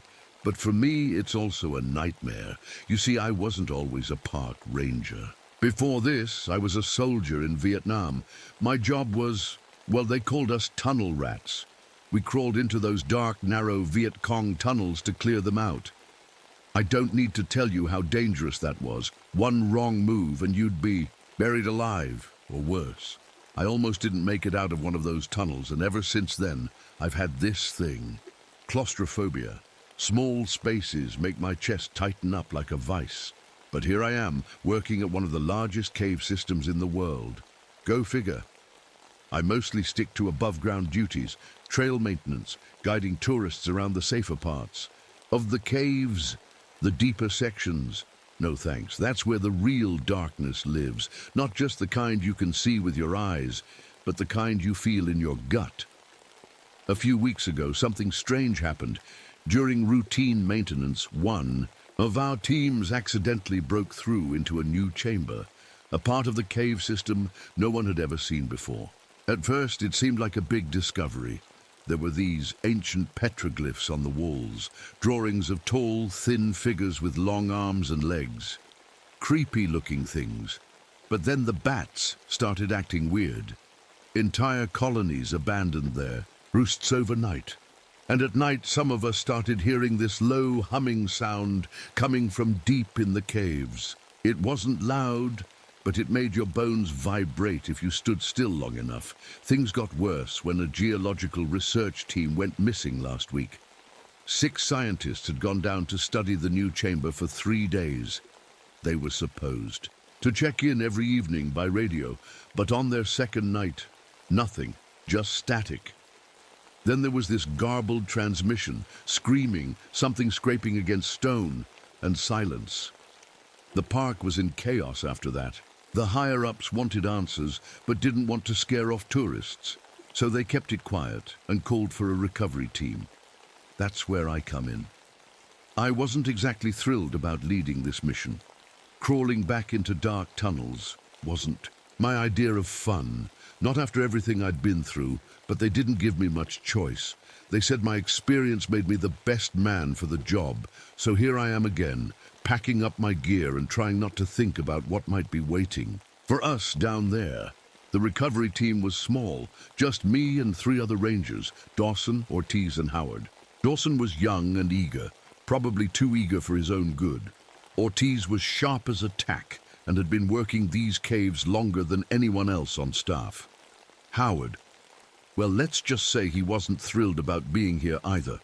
We geared up early in the morning and headed down into the caves before sunrise. As we descended deeper into the earth, leaving behind the safety of daylight and fresh air, that familiar tightness started building in my chest again. I told myself it was just another job. Find the missing team, bring them back if we could. But deep down, I knew this wasn't going to end well. The air grew colder as we went deeper into the caves. Our headlamps cut through the heavy darkness, but it felt like the shadows were pressing in on us from all sides. I kept my breathing steady, focusing on the crunch of our boots against the rocky floor. Every step echoed, bouncing off walls we couldn't see. Ortiz led the way, holding a map of the cave system. "We'll start at the base camp they set up near the new chamber," she said, her voice calm but firm. "If they're still alive, that's where they'd go back to."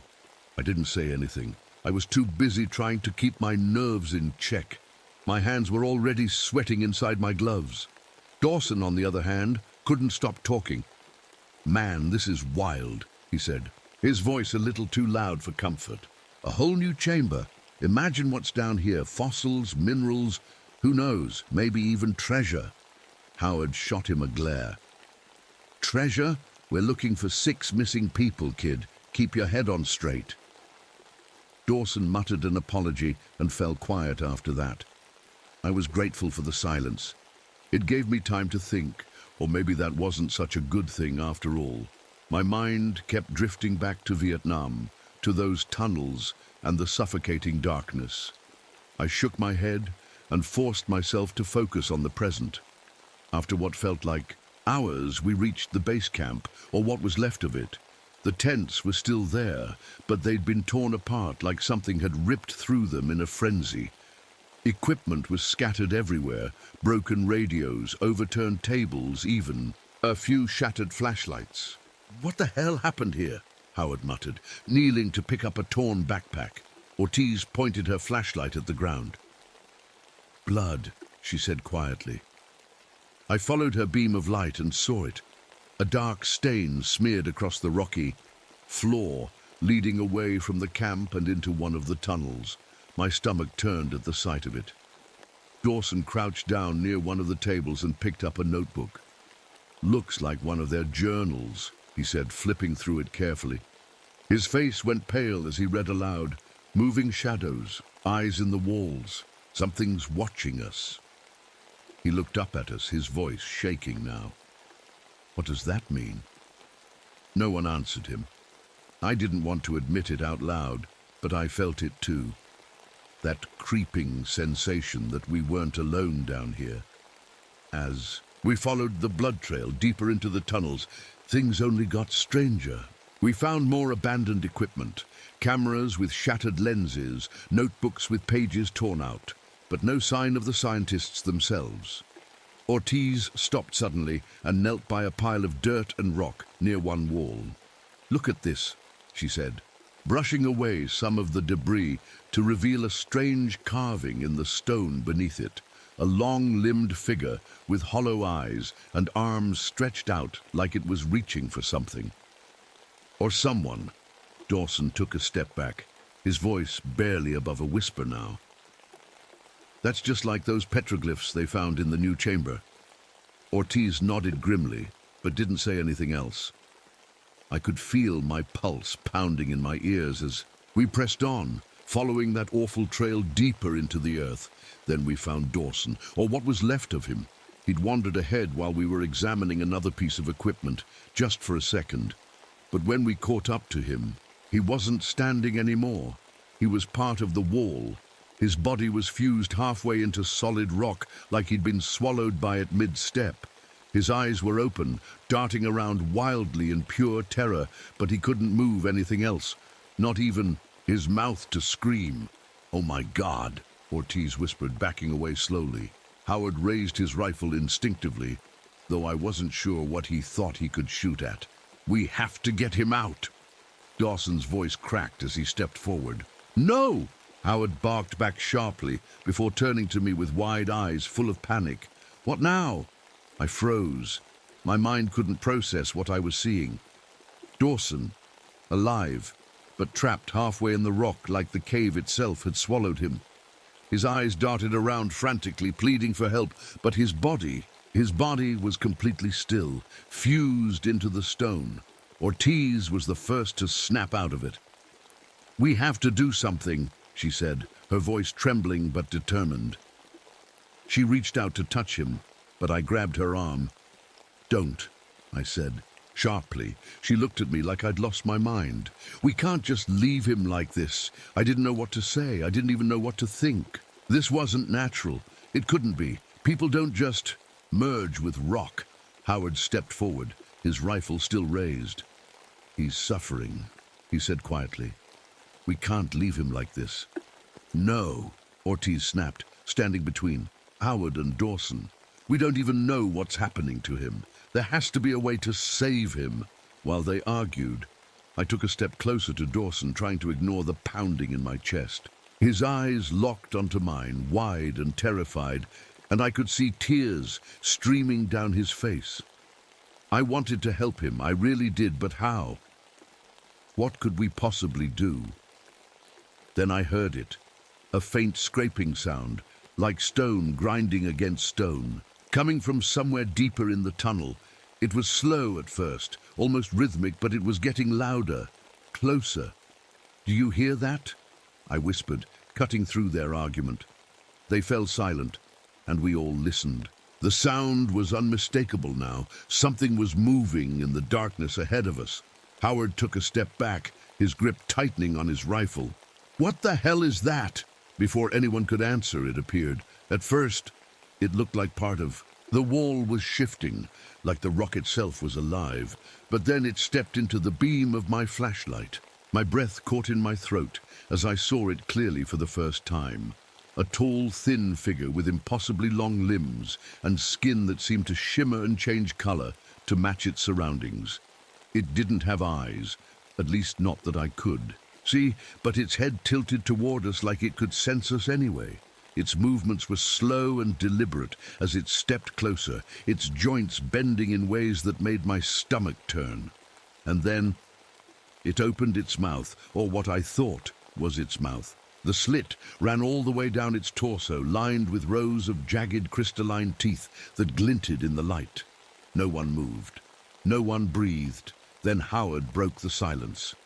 "Run!" he shouted, firing his rifle at the creature.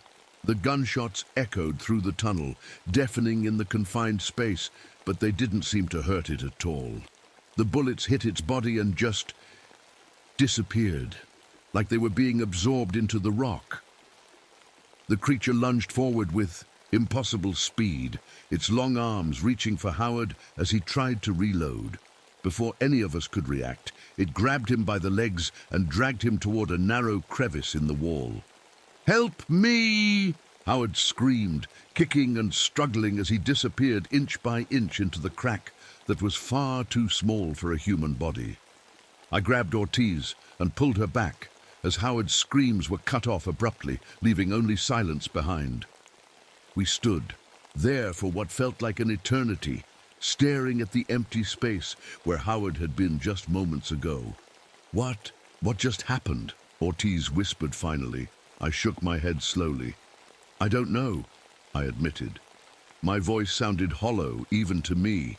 Ortiz turned back toward Dawson, still frozen in place, and let out a shaky breath.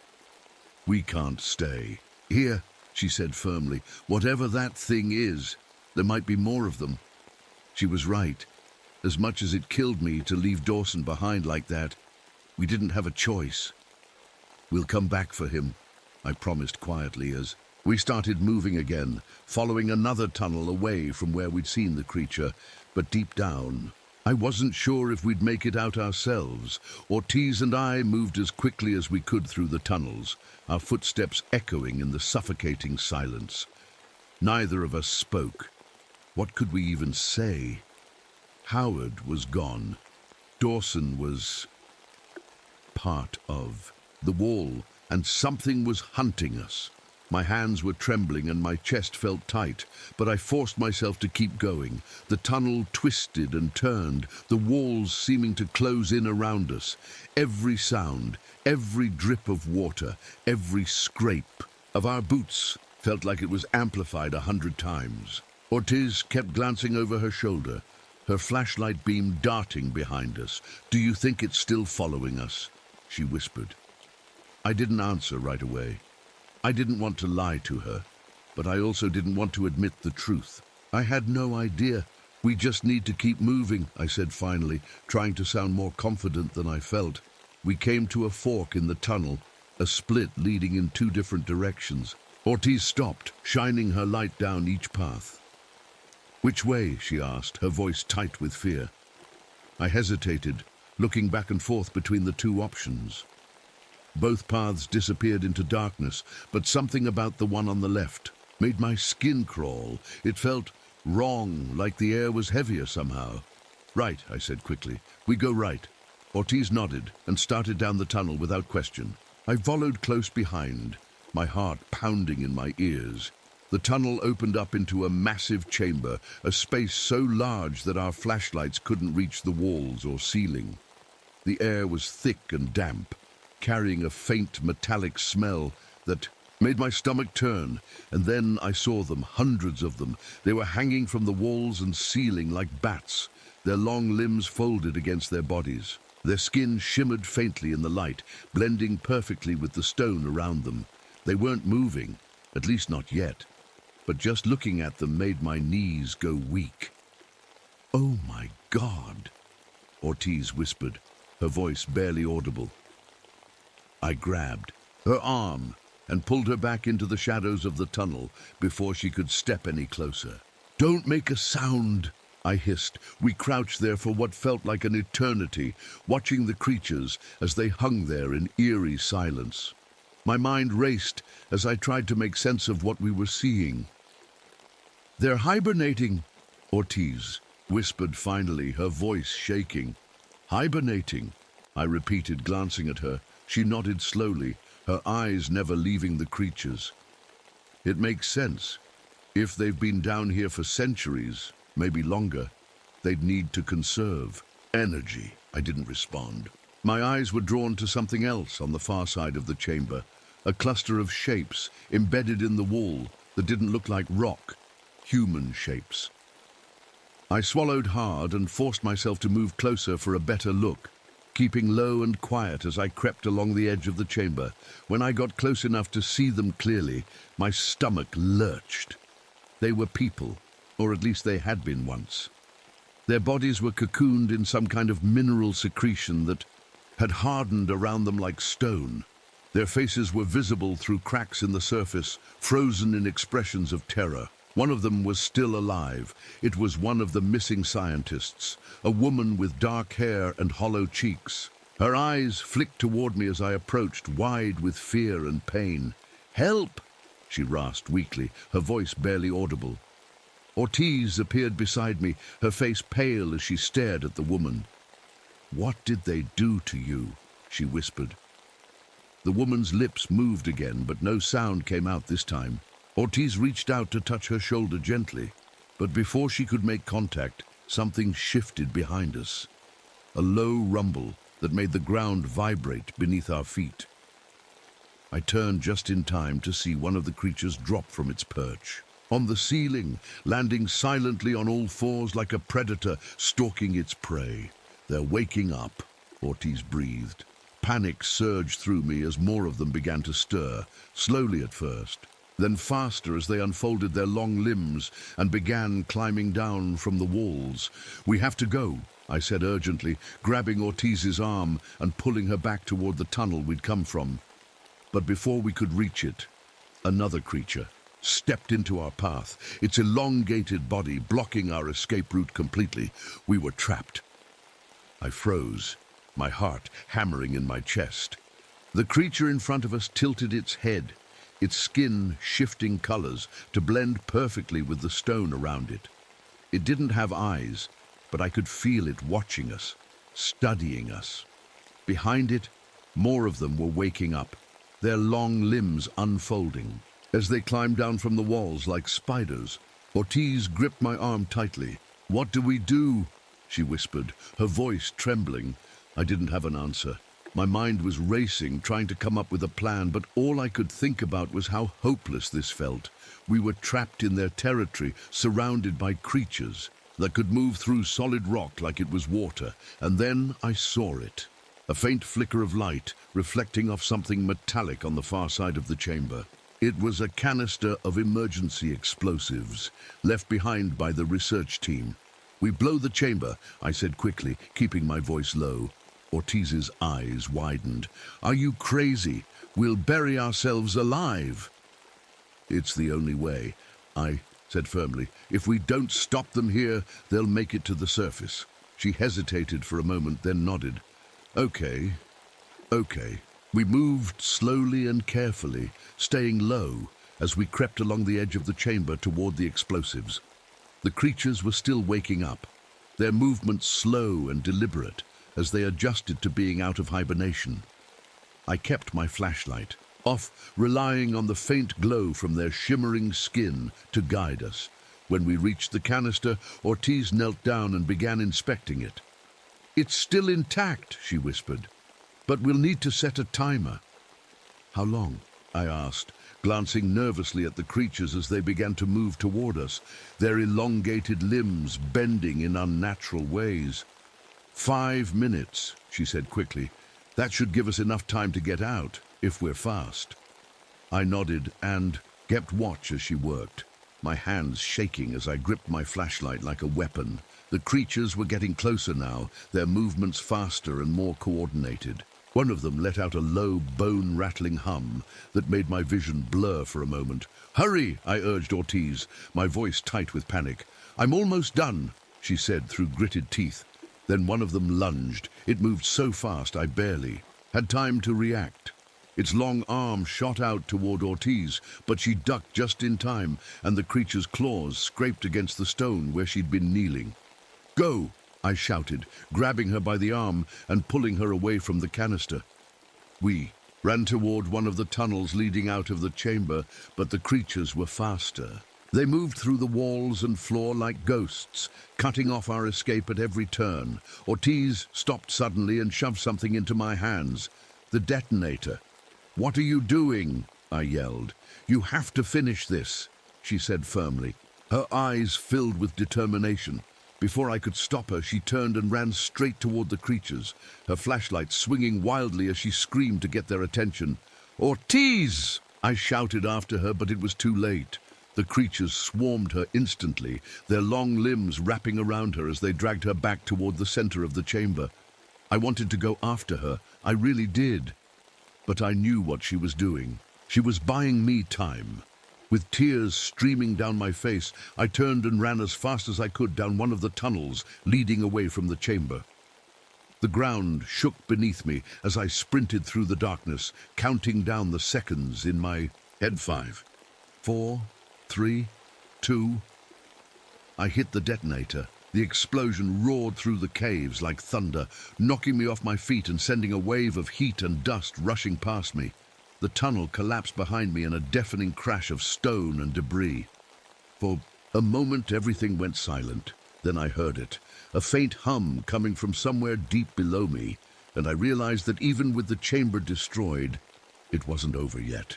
I don't know how long I lay there in the dark, coughing and gasping for air. The explosion had knocked the wind out of me, and my whole body ached from the impact. Dust filled the air, making it hard to breathe, but I was alive. Somehow, I was alive. Slowly, I pushed myself to my feet, using the wall for support. My flashlight was cracked but still working, its beam flickering as I shone it down the tunnel ahead. The way back was completely blocked. Tons of rock and debris had sealed off the chamber. Ortiz was gone. Howard was gone. Dawson... I swallowed hard and forced myself to keep moving. There had to be another way out. The tunnel twisted and turned, leading me deeper into the cave system. My chest felt tight, not just from the dust, but from the claustrophobia clawing at the edges of my mind. Every step felt harder than the last, but I couldn't stop. I wouldn't stop. After what felt like hours, I heard it, the faint sound of running water. Hope flared in my chest as I followed the sound, stumbling through the darkness until I reached an underground river. The water was cold and clear, flowing through a narrow passage that seemed to lead upward. I didn't hesitate.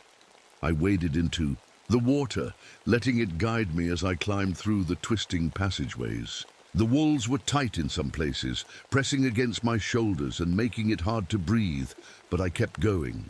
The thought of those creatures waking up again pushed me forward. Finally, after what felt like an eternity, I saw it. A faint glimmer of light ahead. My heart leapt as I scrambled toward it, pulling myself up through a narrow opening and into the fresh air of the surface world. I collapsed on the ground outside the cave entrance, gasping for air as sunlight warmed my face. For a moment, all I could do was lie there and let the reality sink in. I'd made it out, but it wasn't over. The park officials didn't ask too many questions when I reported back. They accepted my story about a gas explosion causing a cave-in and declared the deeper sections of Carlsbad Caverns off-limits indefinitely due to safety concerns. They didn't want a scandal or panic on their hands, so they quietly sealed off every entrance to the new chamber. They didn't know what really happened down there, and honestly, I wasn't sure they'd believe me if I told them. The government put me in quarantine for cave fever, though it felt more like they were studying me than treating me. Doctors poked and prodded at me for weeks, running tests and asking questions about what I'd seen in the caves. At first, everything seemed normal, at least physically, but then things started to change. One night, during one of their routine checkups, something strange happened. They'd hooked me up to some kind of heart monitor while asking me about Ortiz's final moments, about how she sacrificed herself so I could escape. And suddenly, my chest tightened. The walls of the room seemed to close in around me as panic set in, but instead of freezing up like I always did during claustrophobic episodes, something snapped. I don't know how to explain it. It felt like my body wasn't entirely mine anymore. My hand reached out instinctively toward the wall beside me and passed right through it. When I pulled it back, my skin looked normal, no sign of whatever had just happened, but deep down, I knew something inside me had changed. The transformation never fully took hold, not like Ortiz had warned me about, but it didn't go away either. It's like whatever those creatures did to me is still dormant inside my body, waiting for something. I left Carlsbad not long after that, quit my job as a park ranger and disappeared off the grid entirely. The less people knew about what happened down there and about what's happening to me, the better. But even now, even after all this time, I can still feel them. Sometimes at night, when everything is quiet and still, I hear that low humming sound again, the same one we heard in those tunnels, and it feels like they're calling to me. I've spent years tracking reports of similar creatures in caves around the world, trying to piece together their history and understand what they're planning. But no matter how far I go or how much distance I put between myself and Carlsbad Caverns, they're always with me. And one day soon, they'll find a way back to the surface. For now, all I can do is watch and wait and pray that when that day comes, we'll be ready for them.